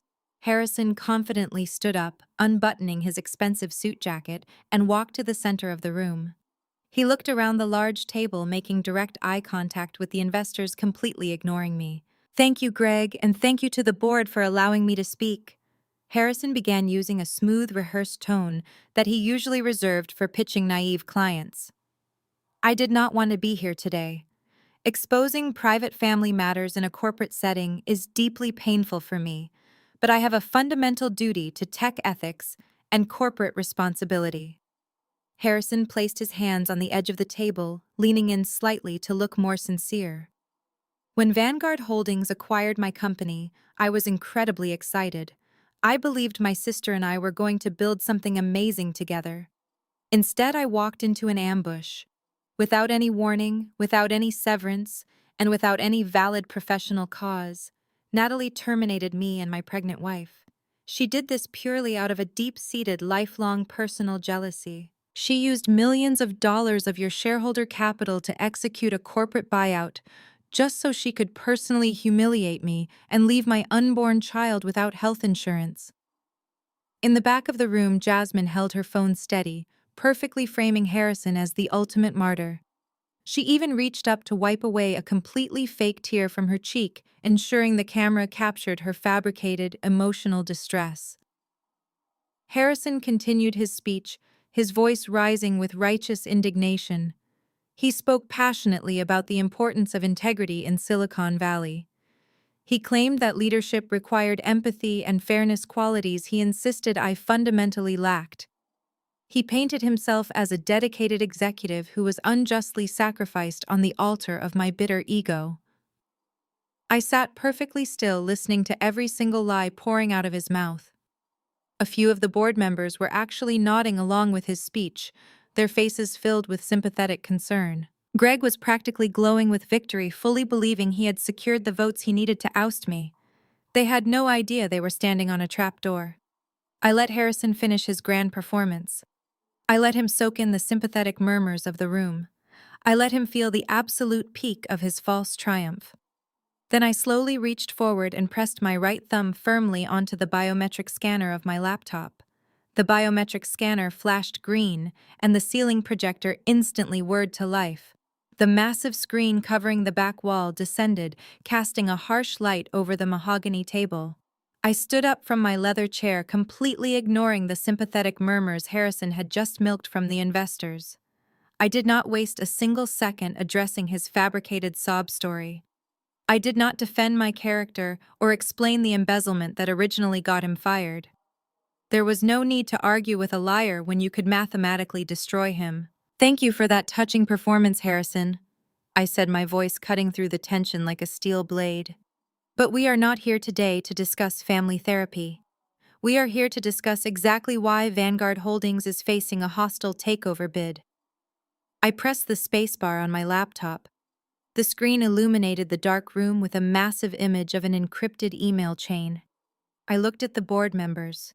What you are looking at is a direct verified communication log between the Director of Public Relations at NovaCloud and Preston Thorne, the Chief Executive Officer of Apex Dynamics, I explained. I pointed to the timestamp. These communications began 6 months ago, long before Vanguard initiated the acquisition. Jasmine was using a proxy server to bypass internal security protocols. Jasmine stopped recording her video. Her cell phone slowly slipped from her grasp and clattered loudly against the wooden floor. The fragile posture she had been holding completely evaporated. Harrison turned around to look at the screen, his custom Italian suit suddenly looking like a cheap costume. He squinted at the emails, his jaw dropping open in sheer horror as he realized his wife had not covered her digital tracks as well as they thought. I clicked to the next slide. The screen flashed to a complex series of data transfers. On the left side were the exact architectural blueprints and proprietary source code for the Nova Cloud software. On the right side was the Apex Dynamics main receiving server. They did not just complain to the press, I continued, my voice echoing off the glass walls. My brother and his wife actively committed corporate espionage. They illegally exported the exact intellectual property that this board just authorized $80 million to acquire, and they sold it directly to Preston Thorne. They handed our largest rival the exact weapon they needed to launch the hostile takeover we are currently discussing. The entire boardroom erupted into absolute chaos. Several senior investors gasped loudly, slamming their hands on the table. The corporate lawyers sitting in the back row immediately sat up straight, their eyes wide as they recognized the severe federal implications of the stolen data. Greg Mitchell jumped out of his chair, his face flushed with panicked rage. He pointed a trembling finger at me across the table. "Turn that screen off right now, Natalie!" Greg shouted, his voice cracking under the intense pressure. "This is a blatant violation of privacy. You cannot illegally hack into personal communications and present them in a formal board meeting. I move to strike this fabricated evidence from the record immediately." I looked at Greg, feeling a cold satisfaction wash over me. I did not turn the screen off. I simply placed my hands on the table and leaned forward. "Are you absolutely sure you want me to turn the presentation off, Greg?" I asked calmly. "Because I have one more slide to show, and I think the board will find it incredibly relevant to your sudden motion for a vote of no confidence." I pressed the spacebar one final time. The screen transitioned to a highly detailed financial ledger. It displayed 3 separate offshore wire transfers originating from a subsidiary account owned by Apex Dynamics. The first 2 transfers, totaling $2 million, were routed to a Cayman Islands account registered under Jasmine's maiden name. But the third wire transfer, for a massive sum of $3 million, went to a private wealth management fund in Zurich. I highlighted the beneficiary name on the Swiss account in bright red text. The entire room went dead silent. The name on the account was Gregory Mitchell. Greg's face drained of all color, turning a sickening shade of chalky white. His mouth opened and closed silently. He slowly lowered his trembling hand and collapsed back into his leather chair. "You are not just concerned about the stock price, Greg," I stated, staring right through him. "You colluded with Apex Dynamics to orchestrate this entire boardroom coup. You helped them cover up a massive theft of intellectual property in exchange for a $3 million payout. You sold out your own shareholders to facilitate a hostile takeover, and you used my brother as the perfect distraction."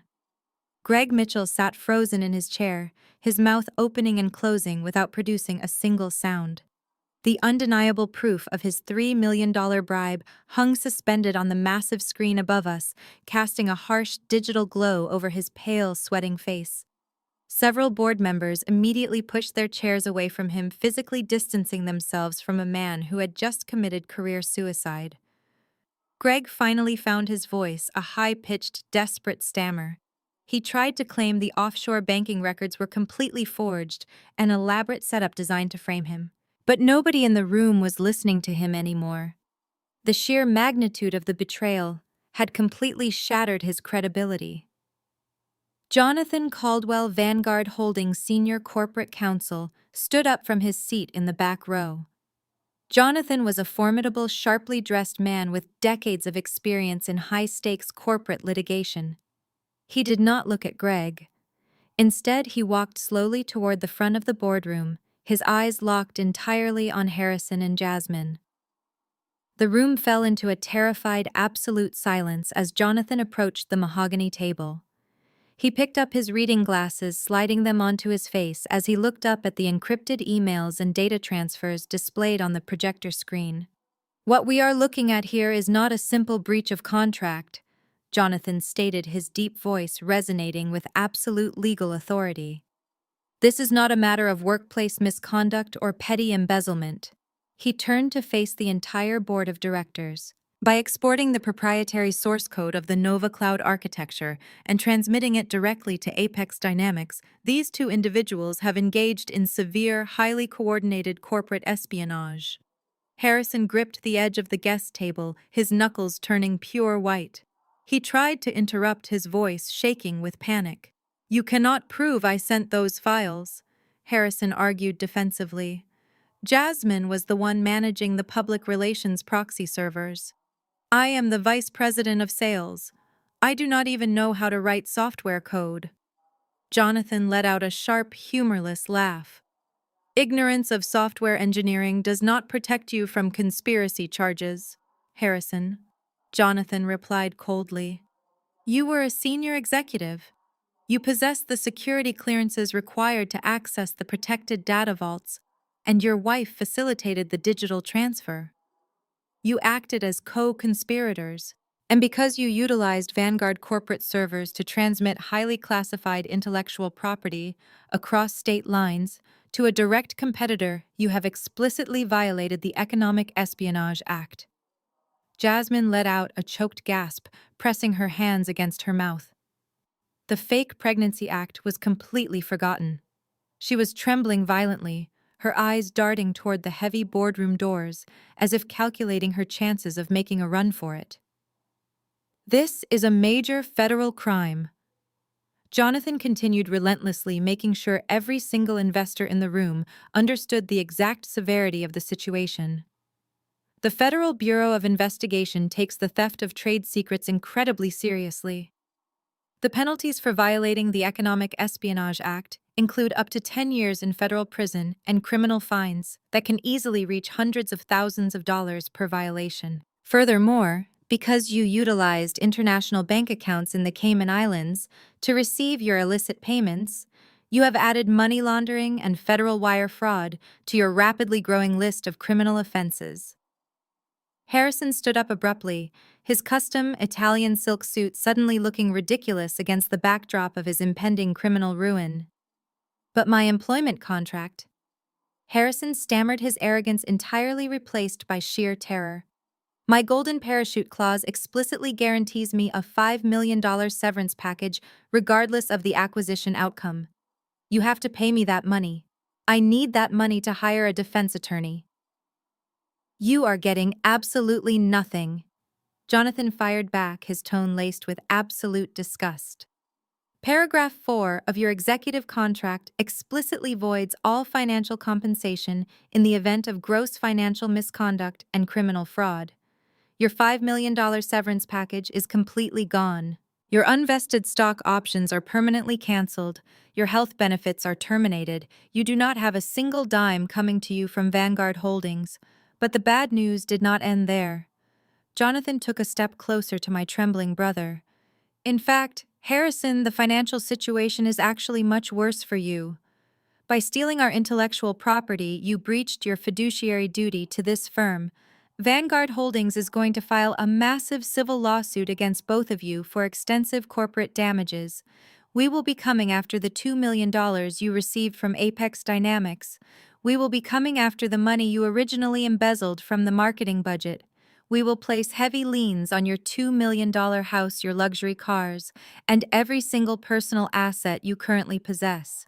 You thought you were walking away with millions, but you have just inherited millions of dollars in personal legal liabilities. You are completely bankrupt." Jasmine suddenly jumped out of her chair, turning aggressively toward her husband. Tell them it was your idea, Jasmine screamed at Harrison, her voice cracking with pure hysteria. You forced me to set up the proxy server.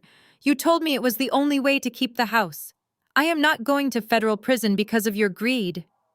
Harrison looked at his wife in utter shock, realizing in real time that there is absolutely no loyalty among thieves. The perfect wealthy facade they had so carefully constructed was imploding spectacularly right in front of the entire board of directors. The investors who had previously nodded along with his sob story now looked at him with sheer disgust. They saw him for exactly what he was, a reckless criminal who had almost cost them their entire portfolios. Greg Mitchell remained slumped in his chair, realizing that his own massive legal liabilities were equally inescapable. I sat quietly at the head of the table, watching the corporate lawyers systematically dismantle their lives. The room belonged entirely to Vanguard Holdings now. Before Harrison could even formulate a single response to his screaming wife, the heavy silence that had briefly fallen over the boardroom was shattered by a sharp, melodic chime. It was the sound of the private executive elevator arriving on the 50th floor. That specific elevator was strictly locked during emergency board meetings. Only someone with federal override codes could force those doors open. Every head in the room turned toward the massive frosted glass entrance. The heavy double doors were pushed open with synchronized authoritative force. 5 men and 2 women stepped into the Vanguard Holdings executive suite. They were not wearing the standard blue uniforms of the building security team. They were dressed in sharp, unremarkable dark suits, their expressions carved from stone. The distinct gold shields of the Federal Bureau of Investigation hung from their belts, catching the harsh fluorescent light of the boardroom. The lead agent, a tall man with a silver buzz cut and piercing dark eyes, stepped directly into the room. He did not ask for permission to enter. He bypassed the terrified receptionist and walked straight toward the mahogany table. Agent Miller, White Collar Crime Division, he announced, his deep voice carrying absolute authority. Nobody in the room moved a single muscle. The board members held their breath. Harrison took an involuntary step backward. The expensive leather briefcase he had been clutching slipped from his sweaty fingers. It hit the hardwood floor with a deafening thud, the gold clasps popping open to spill worthless sales projections across the expensive rug. His mouth hung open, but the arrogant words he always relied on completely failed him. He looked at me, his eyes wide with the realization of his absolute doom. You did not actually think I was just going to fire you and let you walk away, did you, Harrison? I asked smoothly, remaining perfectly still in my leather chair. I did not discover your proxy server this morning. I uncovered your entire corporate espionage ring 48 hours ago. And I immediately handed every single encrypted email, every offshore banking receipt, and every piece of stolen proprietary source code directly to the federal government. Agent Miller pulled a stack of heavily stamped federal warrants from his jacket pocket. Harrison Jasmine and Gregory Mitchell, he read aloud, his eyes sweeping across the 3 terrified faces. We have federal warrants for your immediate arrest on charges of violating the Economic Espionage Act, committing federal wire fraud, and engaging in criminal conspiracy to launder illicit funds. Jasmine let out a blood-curdling shriek. The reality of the cold, hard federal prison sentence completely shattered whatever sanity she had left. She aggressively shoved Harrison away from her and lunged toward the center of the table, pointing a shaking, manicured finger directly at Greg Mitchell. "Do not arrest me!" Jasmine screamed, her voice cracking into a hysterical pitch. "Arrest him!" It was all his idea. Greg Mitchell orchestrated the entire thing. He told us Apex Dynamics would pay us millions if we just handed over the software architecture. He promised us total legal protection. He said he was going to vote Natalie out today and cover up the data transfer so nobody would ever find out. He set us up to take the fall. Greg leaped out of his chair, his face contorting in sheer panic. "Shut your mouth, you lying fraud!" Greg shouted back, his expensive veneer completely destroyed. "You came to me. You and your pathetic husband were desperate for cash to pay your mortgage. I had absolutely nothing to do with stealing the code." Agent Miller did not care about their petty betrayals. He simply snapped his fingers.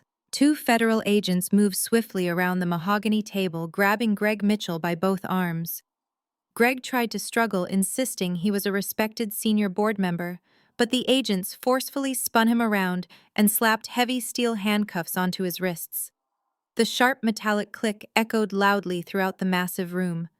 Two more agents flanked Harrison. My brother did not fight back. The fight had been completely drained out of him.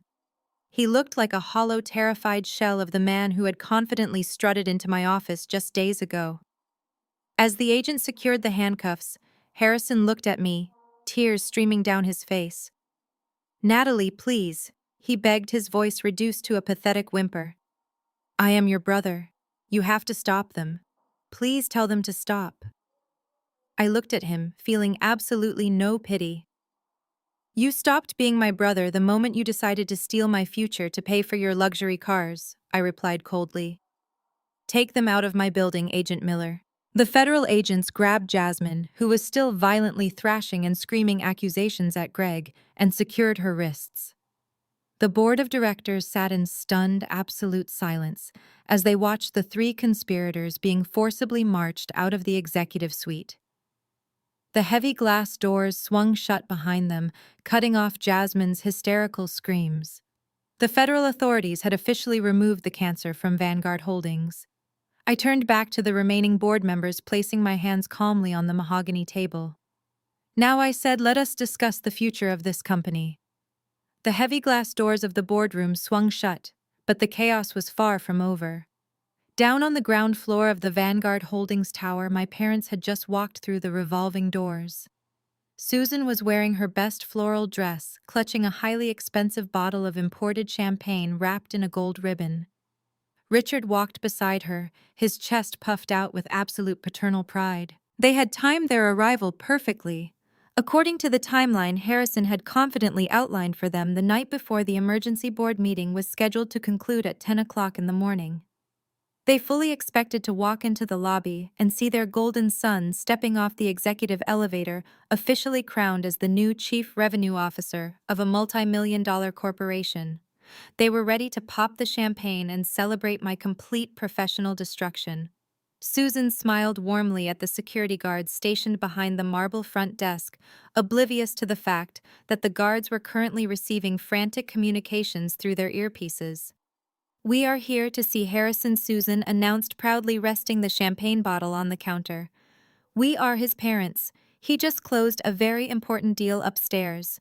The head of building security, a burly man named Marcus, did not return her smile. He simply raised his hand, signaling his team to lock down the main exits. "I am sorry, ma'am," Marcus said firmly. "You cannot go up there right now. We have an active situation on the executive floor." Richard immediately bristled, his temper flaring at the slightest inconvenience. "What do you mean, an active situation?" he demanded, his voice echoing loudly in the cavernous marble lobby. "I am Richard, and my son is practically running this company as of 10 minutes ago. You will let us up to the 50th floor right now, or I will make sure he has you fired before lunch." Before Marcus could even formulate a response to the ridiculous threat, the distinct chime of the private executive elevator echoed through the lobby. Richard turned around, a triumphant smirk already forming on his face. He nudged Susan, pointing toward the frosted glass doors. "There he is," Richard announced proudly. "Get the glasses ready, Susan." The elevator doors slid open, but Harrison was not smiling. He was not adjusting a newly acquired executive badge, and he was not surrounded by congratulatory board members. Instead, Harrison was being forcefully marched out of the elevator car by two federal agents in dark suits. His hands were securely locked behind his back in heavy steel handcuffs. His custom Italian silk suit was completely wrinkled, and his face was buried in his chest as he openly wept. Right behind him, Jasmine was still struggling against the grip of the federal authorities, her mascara running down her face in thick black streaks as she continued to scream hysterical accusations at Greg Mitchell, who brought up the rear of the procession in his own set of handcuffs. Susan let out a horrifying guttural shriek. The champagne bottle slipped from her hands, crashing onto the marble floor and sending glass and expensive alcohol exploding in every direction.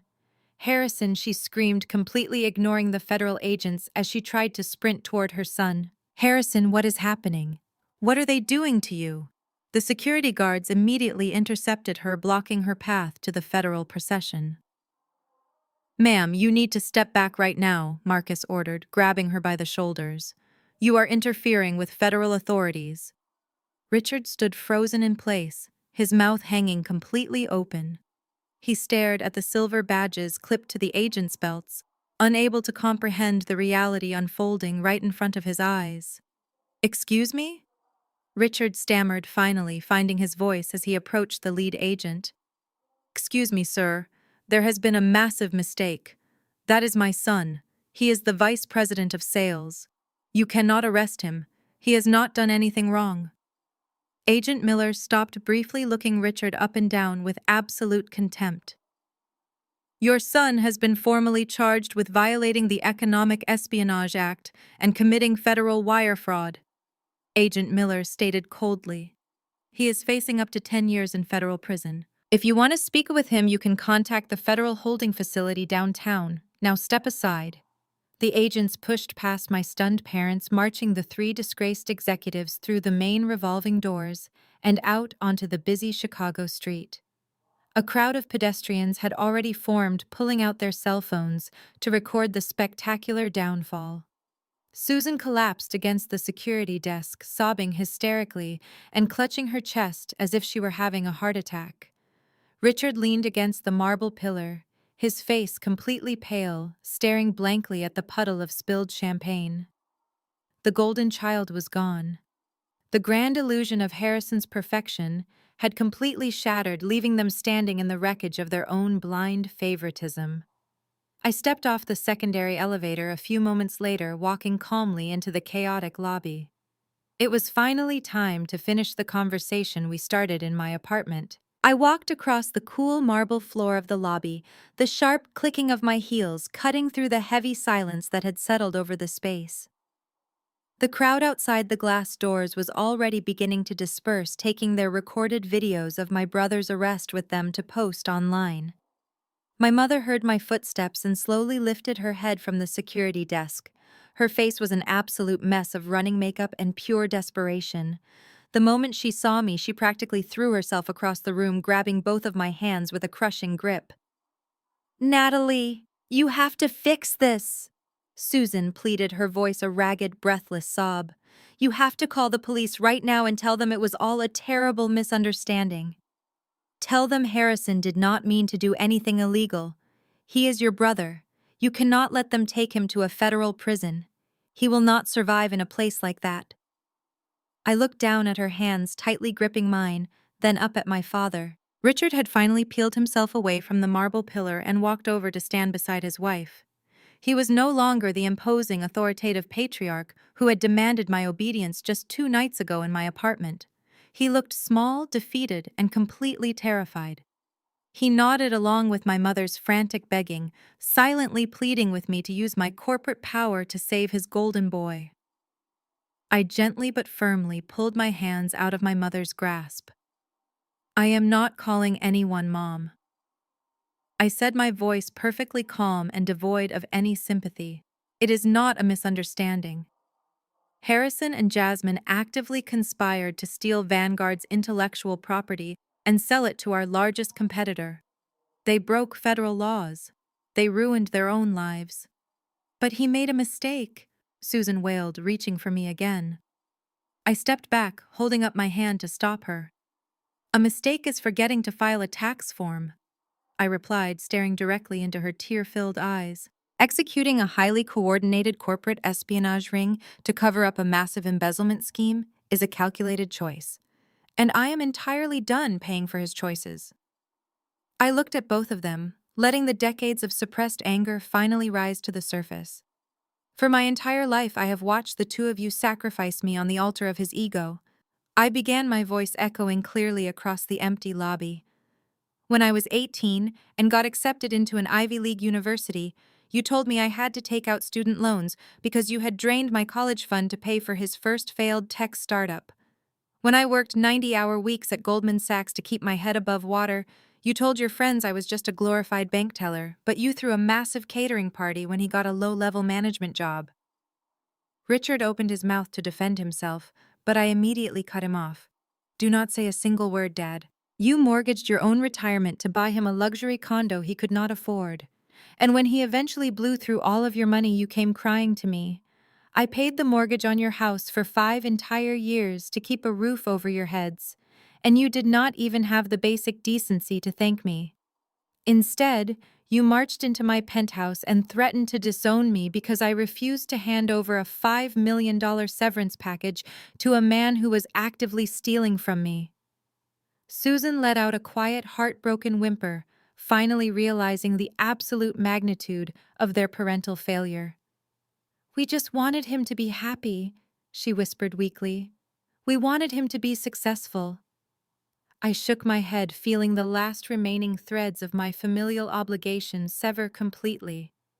You did not just want him to be successful, you wanted him to be better than me. You enabled his arrogance, you fed his greed. You taught him that there were absolutely no consequences for his actions, because Mommy and Daddy would always force his little sister to clean up his messes. Well, I am not cleaning this one up.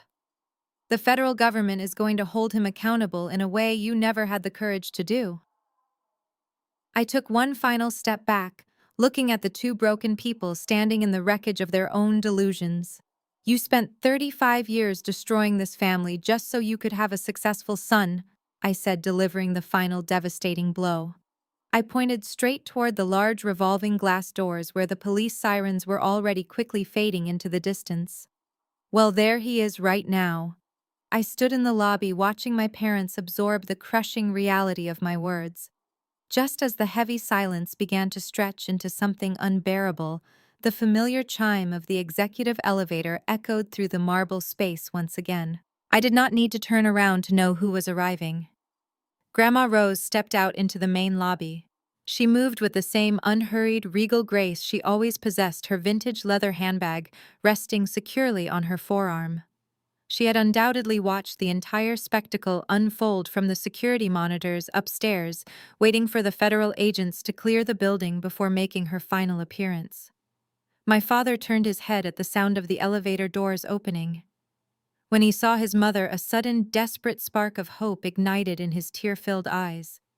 He wiped his face aggressively and practically sprinted across the marble floor toward her. "Mom," he gasped, his voice cracking with sheer panic. "Mom, thank God you are here. Natalie has completely lost her mind. She just had Harrison arrested. The federal agents dragged him out of the building in handcuffs. They are accusing him of federal crimes. You have to help us fix this right now." Richard grabbed her shoulders, entirely frantic. "We need to hire the best white-collar defense attorney in Chicago," he pleaded, the words tumbling out of his mouth in a desperate rush. "We need to post bail immediately.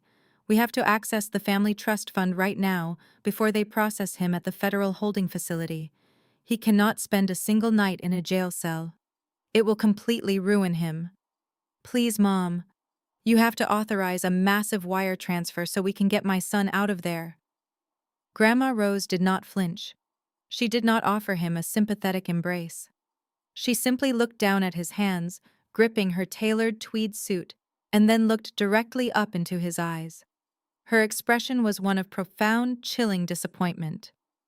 "Take your hands off me, Richard," she commanded softly. Her tone was so icy and absolute that my father instantly recoiled, dropping his hands to his sides as if he had been burned. "You are not accessing a single dime of the family trust," she stated, her voice echoing sharply against the cold walls. "But he is your grandson?" Richard argued, his voice trembling with disbelief. "You cannot just abandon him." Grandma Rose let out a sharp, bitter sigh. "I watched you coddle that boy for 35 years. She began, delivering her words with lethal precision. "I watched you inflate his ego, fund his failures, and completely ignore the brilliant, hardworking daughter standing right in front of you. Theodore and I hoped you would eventually grow into a responsible patriarch. Instead, you became a weak, foolish man who worshipped a mirage." She took a step closer, forcing Richard to hold her unyielding gaze. "You enabled a thief, Richard. You raised a liar. And worse, when you discovered he was stealing hundreds of thousands of dollars, you demanded that Natalie pay the price for his crimes. You were perfectly willing to let her company burn to the ground, as long as your precious golden child did not have to face the consequences of his own actions. You chose a criminal over a visionary. Richard shook his head wildly. I was protecting our family legacy, he cried out defensively. I am protecting the family legacy right now, Grandma Rose countered. I am ensuring that Theodore's hard work is not squandered on legal fees for a convicted felon. She adjusted her leather handbag. As the sole executor of the estate, I have already transferred the majority voting shares of Vanguard Holdings directly to Natalie. But as for the rest of the fortune, the money you thought you were going to inherit, I have made my final decision. She looked at both Richard and Susan, delivering the ultimate financial death blow.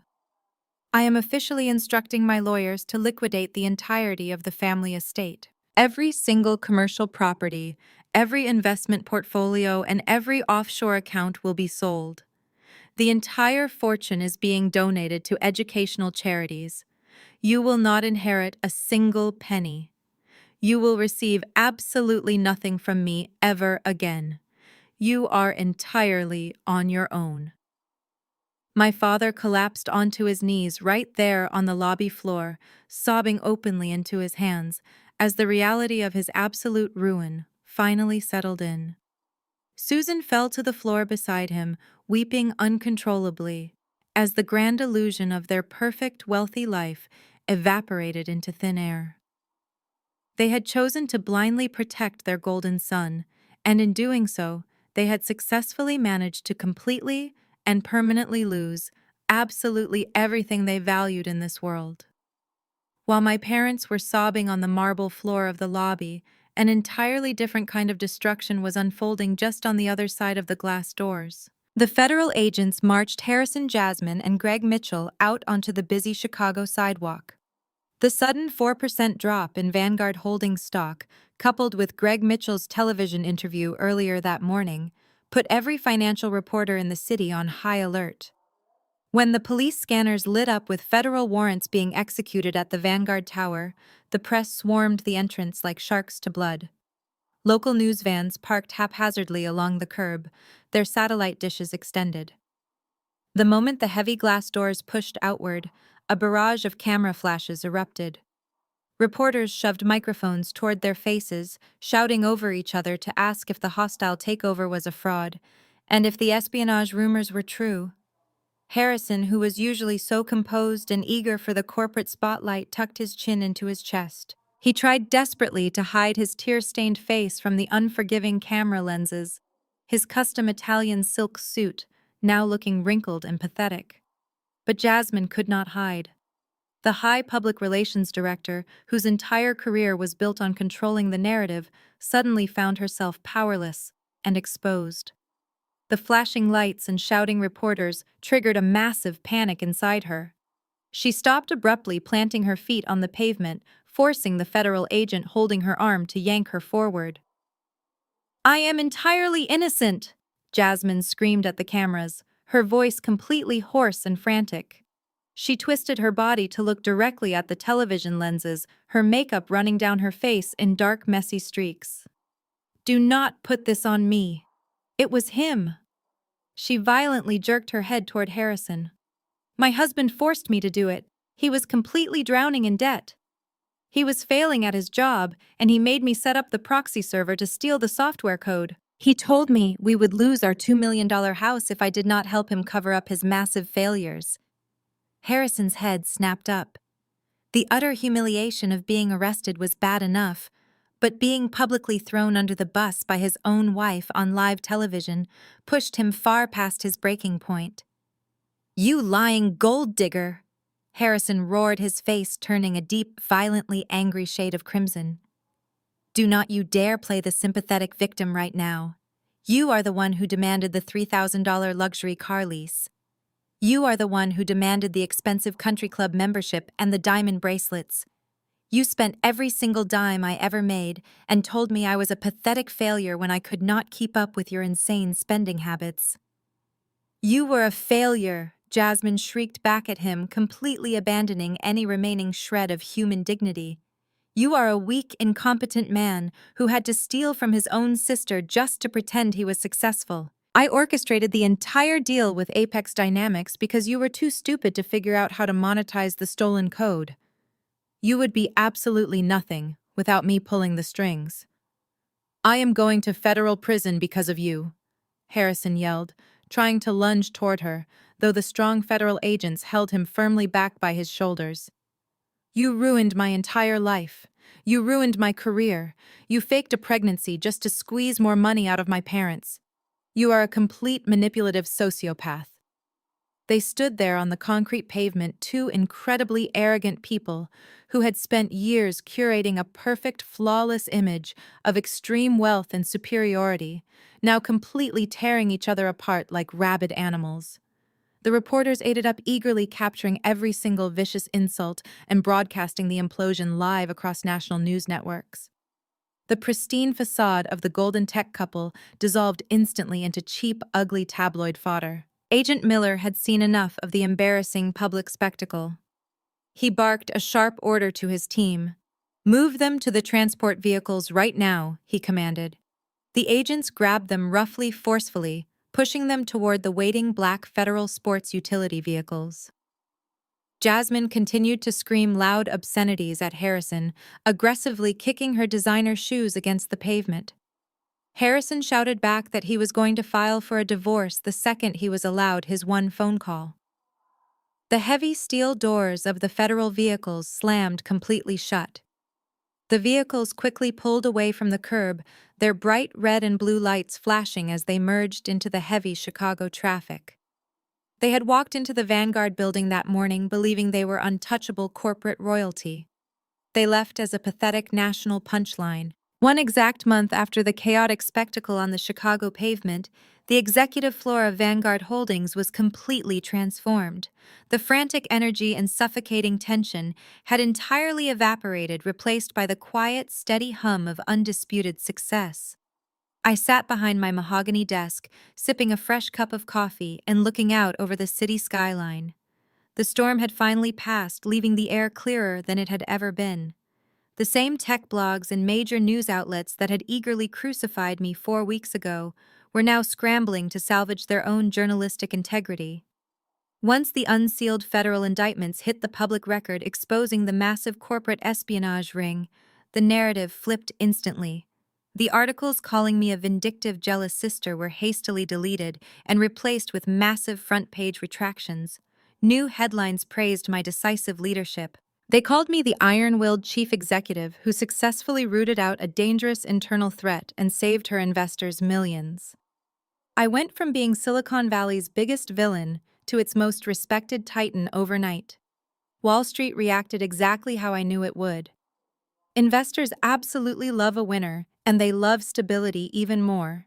When the news broke that the chief executive officer of Apex Dynamics was officially under federal investigation for his role in the intellectual property theft, their stock plummeted into the ground. Vanguard Holdings, on the other hand, skyrocketed. Our share price surged past its previous all-time high within a matter of days. We easily absorbed the Nova Cloud acquisition and immediately began dominating the market sector. The rogue board members who had supported Greg Mitchell quietly resigned out of sheer embarrassment, allowing me to fill the empty seats with loyal, forward-thinking allies. I was no longer fighting for control of my own empire. I owned it completely. The ultimate professional vindication arrived on a Tuesday morning. Megan, my executive assistant, walked into my glass office carrying a fresh, glossy magazine. She smiled proudly and placed it squarely on the center of my desk. It was the latest issue of Forbes. There I was on the front cover wearing my sharp navy blue suit and standing confidently in my boardroom. The bold yellow text across the bottom read, "The Untouchable CEO, How Natalie Defeated a Hostile Takeover and Redefined Corporate Justice." I ran my fingers over the glossy cover, thinking about all the times my parents had told me I was wasting my time in finance. The undeniable proof of my worth was now printed and distributed to millions of readers across the entire country. While my professional trajectory was soaring, my brother's life had completely crashed into a concrete wall. The federal prosecutors did not offer him a generous plea deal. Because he had abused his executive privileges to steal proprietary code and transmit it across state lines, the judge made a strict example out of him. Harrison was currently sitting in a federal holding facility, formally awaiting his sentencing hearing.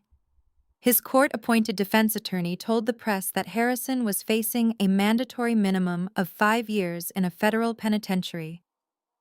His custom Italian suits were permanently replaced by standard-issue prison jumpsuits. His luxury cars were seized by the government to help pay for his massive corporate restitution fines. Jasmine fared no better. The very weapon she used to try and destroy me became the exact instrument of her own absolute ruin.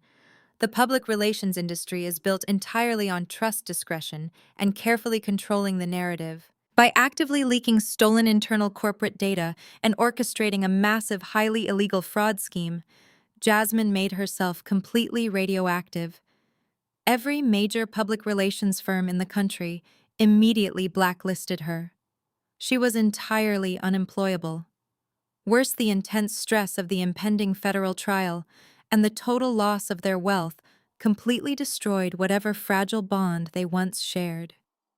Jasmine formally filed for a bitter divorce from Harrison while he was still sitting in his holding cell, desperately trying to distance herself from his sinking ship to secure a lighter sentence for herself. Even Greg Mitchell met a fitting end. His reputation in the financial sector was permanently destroyed. He was facing his own lengthy prison sentence for accepting a massive offshore bribe and violating his strict fiduciary duty to the board of directors. I sat in my quiet office reading the brief legal updates my corporate counsel forwarded to me. I felt no joy in their immense suffering, but I also felt absolutely no guilt. For the first time in my 33 years of life, I was no longer carrying the heavy, suffocating weight of my family's toxic expectations. I had successfully excised the cancer that had been slowly draining me, and my entire future was finally entirely my own, to right. 6 months after the federal agents escorted my brother out of the Vanguard Holdings lobby, the final domino in his meticulously constructed illusion of wealth finally toppled. Because Harrison and Jasmine were facing massive federal restitution fines and a relentless civil lawsuit from my corporate legal team, the government had successfully frozen every single one of their financial accounts.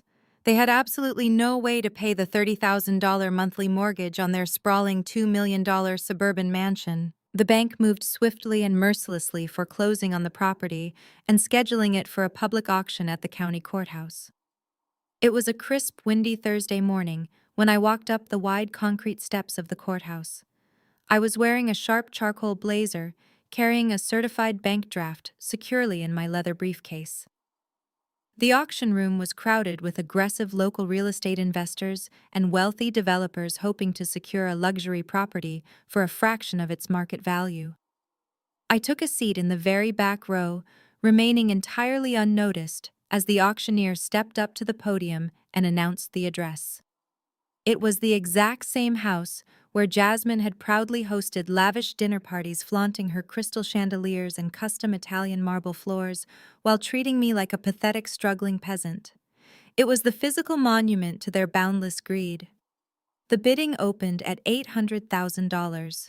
3 different developers immediately jumped in, aggressively raising their numbered paddles and driving the price past the $1 million mark. I sat perfectly still, watching them fight over the remnants of my brother's shattered ego. The bids began to slow down around $1.3 million. One aggressive developer in a gray suit smiled smugly, believing he had just secured a massive steal. The auctioneer raised his wooden gavel, calling out, "Going once, going twice." I calmly raised my numbered paddle high into the air. $1.8 million, I stated clearly, my voice carrying effortlessly across the silent room. Entirely in cash. The developer in the gray suit whipped his head around to look at me, his smug smile instantly vanishing. Nobody in the room dared to counter a cash offer of that magnitude. The auctioneer slammed his gavel down against the wooden podium, officially declaring the luxury property sold. I walked directly to the front desk, signed the heavy stack of transfer documents, and handed over the certified bank draft. I now legally own the exact fortress of arrogance they had tried to destroy my company to protect. I did not buy the massive suburban estate to live in it. The sheer thought of sleeping in the same master bedroom where Harrison and Jasmine plotted their corporate espionage deeply disgusted me. I also did not buy it to simply flip it for a quick profit. I had a much more poetic vision for the property. I immediately hired a top-tier commercial construction crew and an army of structural interior designers. We completely gutted the interior of the mansion. The luxurious custom wine cellar that Harrison loved to brag about was entirely dismantled and transformed into a bright, colorful arts and crafts room. The massive formal dining room where Jasmine used to belittle her guests was converted into a state-of-the-art indoor playground with padded floors and climbing walls. We ripped up the Italian marble and installed soft heated carpeting. We fenced in the sprawling, perfectly manicured backyard and filled it with swing slides and secure play areas. I navigated the complex local zoning laws and officially reclassified the residential estate as a commercial childcare facility. Once the extensive renovations were complete, I sent out a company-wide memo to every single employee at Vanguard Holdings. I announced the grand opening of the Vanguard Early Learning Academy. It was a completely free, fully staffed premium corporate daycare center available exclusively to the working mothers and fathers at my company. The poetic justice of the situation was absolutely beautiful. Jasmine had maliciously fabricated a fake pregnancy, weaponizing the concept of motherhood to manipulate the press and paint me as a cruel corporate monster. She had used a non-existent baby to justify stealing from my company to save her precious house. Now that exact same house was literally filled with the joyous laughter of actual children. It was providing genuine support to hardworking parents who actually earned their living through honesty and dedication. When I cut the red ribbon at the grand opening ceremony, surrounded by the grateful tears of my employees, I felt an overwhelming sense of closure. I had taken the ultimate symbol of my family's toxic greed and permanently transformed it into an engine of incredible generosity. I did not just defeat my brother. I completely erased his legacy and replaced it with something that would actively nurture the future. The following Thanksgiving arrived wrapped in a quiet, beautiful blanket of early winter snow. I was standing in the expansive chef's kitchen of my new luxury Manhattan penthouse, looking out through the floor-to-ceiling windows at the glittering skyline of the city. A massive turkey was roasting perfectly in the oven, filling the warm apartment with the rich, savory scents of sage and melted butter. But the most remarkable thing about this holiday was not the stunning view or the expensive real estate. It was the absolute, uninterrupted peace. There was no suffocating tension hanging in the air. There was no arrogant brother bragging loudly about money he did not earn. There was no manipulative mother demanding that I make myself smaller to protect a fragile male ego. There was just joy. I carried a tray of crystal champagne flutes into the main living room. The space was filled with the soft sounds of jazz music and genuine relaxed laughter. Sitting comfortably on my velvet sofa was Grandma Rose. She looked absolutely radiant, wearing a gorgeous emerald green dress and holding court with my guests. She had permanently relocated to New York to be closer to me, finally free from the exhausting burden of watching her son destroy the family legacy. Sitting beside her was Dominic, the brilliant investigator who had helped me uncover the corporate espionage. He had traded his usual intimidating tactical suits for a comfortable cashmere sweater. My executive assistant Megan was there too, laughing as she shared a story with Jonathan, my senior corporate counsel. These were the people who had stood by me when everything was on the line. They did not share my DNA, but they had proven their loyalty in ways my actual parents never even attempted. As I handed out the champagne glasses, my mind briefly wandered to the people who were conspicuously absent from this table. Harrison spent his Thanksgiving eating a bland, heavily processed meal off a plastic tray in a federal penitentiary cafeteria. He was currently serving the first year of his mandatory 5-year sentence. Jasmine was spending her holiday in a cramped rented apartment, completely ostracized from the elite social circles she used to dominate, fighting a bitter and incredibly expensive divorce battle. My parents had been forced to downsize into a modest 2-bedroom condominium far outside the city. They occasionally tried to send me letters begging for financial forgiveness, but I returned every single envelope unopened. I felt no sorrow for any of them. They had dug their own graves with sheer greed and arrogance, and I refused to let their shadows darken my new life. Grandma Rose tapped her silver spoon against her crystal flute, calling for everyone's attention. She stood up slowly, raising her glass high into the air. The room fell into a respectful silence. To Natalie, she began, her voice steady and full of immense pride. You faced the absolute worst kind of betrayal a person can endure, betrayal from your own blood. But instead of letting it break you, you used it to forge an empire. You protected this family's true legacy, and you built a new table where only honesty and mutual respect are served. To the chief executive officer, and to the family we choose. We all raised our glasses and drank the crisp champagne, perfectly matching the warmth in my chest. As we moved to the dining table to share the massive feast, I looked around at the smiling faces illuminated by the candlelight. For 33 years, I had believed that family was an unbreakable biological contract. I believed I was obligated to endure emotional abuse, financial extortion, and constant belittlement simply because we shared the same last name. I thought cutting them off would make me an orphan. But standing in this beautiful penthouse surrounded by people who genuinely valued my mind and my spirit, I realized the absolute truth. True family is not defined by blood or legal documents. True family is defined by mutual respect. It is defined by the people who celebrate your victories instead of tearing them down out of petty jealousy. It is defined by the people who step up to protect you when you are under attack. To the women watching this video who are currently sitting at tables where their worth is constantly questioned, I want you to listen to me very carefully. You do not owe your success to toxic parents. You do not owe your peace of mind to arrogant siblings who demand your resources while disrespecting your boundaries. Walking away from toxic family members does not make you a bad daughter or a bitter sister. It makes you a survivor. Setting firm boundaries is the ultimate act of self-love. You have the power to walk out of that suffocating dining room and build your own empire. You have the power to create a life so beautiful and secure that their negativity can never reach you again. Thank you for following my journey. If my story gave you the courage to finally stand up for yourself, please hit the like button and subscribe. Share your own experiences with toxic family dynamics in the comments below, because your voice might be exactly what another woman needs to hear today to finally break free. Remember, your peace is worth protecting at all costs. The most profound lesson to emerge from Natalie's journey is the realization that true family is defined by mutual respect and unwavering support rather than mere biological ties.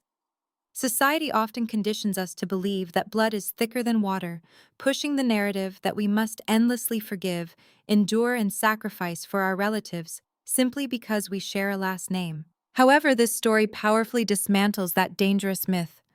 It exposes the harsh reality that sometimes the people who are supposed to protect and nurture us are the very ones willing to exploit our success to cover up their own catastrophic failures.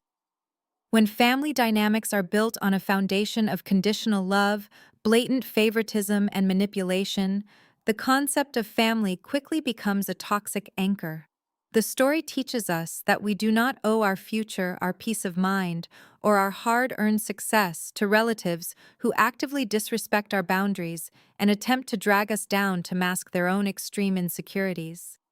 Natalie's ultimate triumph was not merely saving her multi-million-dollar corporation from a hostile takeover, nor was it seeing her abusers face federal justice. Her greatest victory was the liberating act of walking away from a toxic familial narrative entirely. By severing ties with her destructive brother and her willfully blind parents, she made the necessary space for a chosen family. She surrounded herself with people who valued her for her intellect, loyalty, and character. Setting firm boundaries with toxic family members is never an act of cruelty or betrayal. It is a vital act of self-preservation and profound self-love. If you are currently sacrificing your own peace to keep a toxic family dynamic afloat, take a step back today and evaluate whether those relationships are built on mutual respect or one-sided manipulation.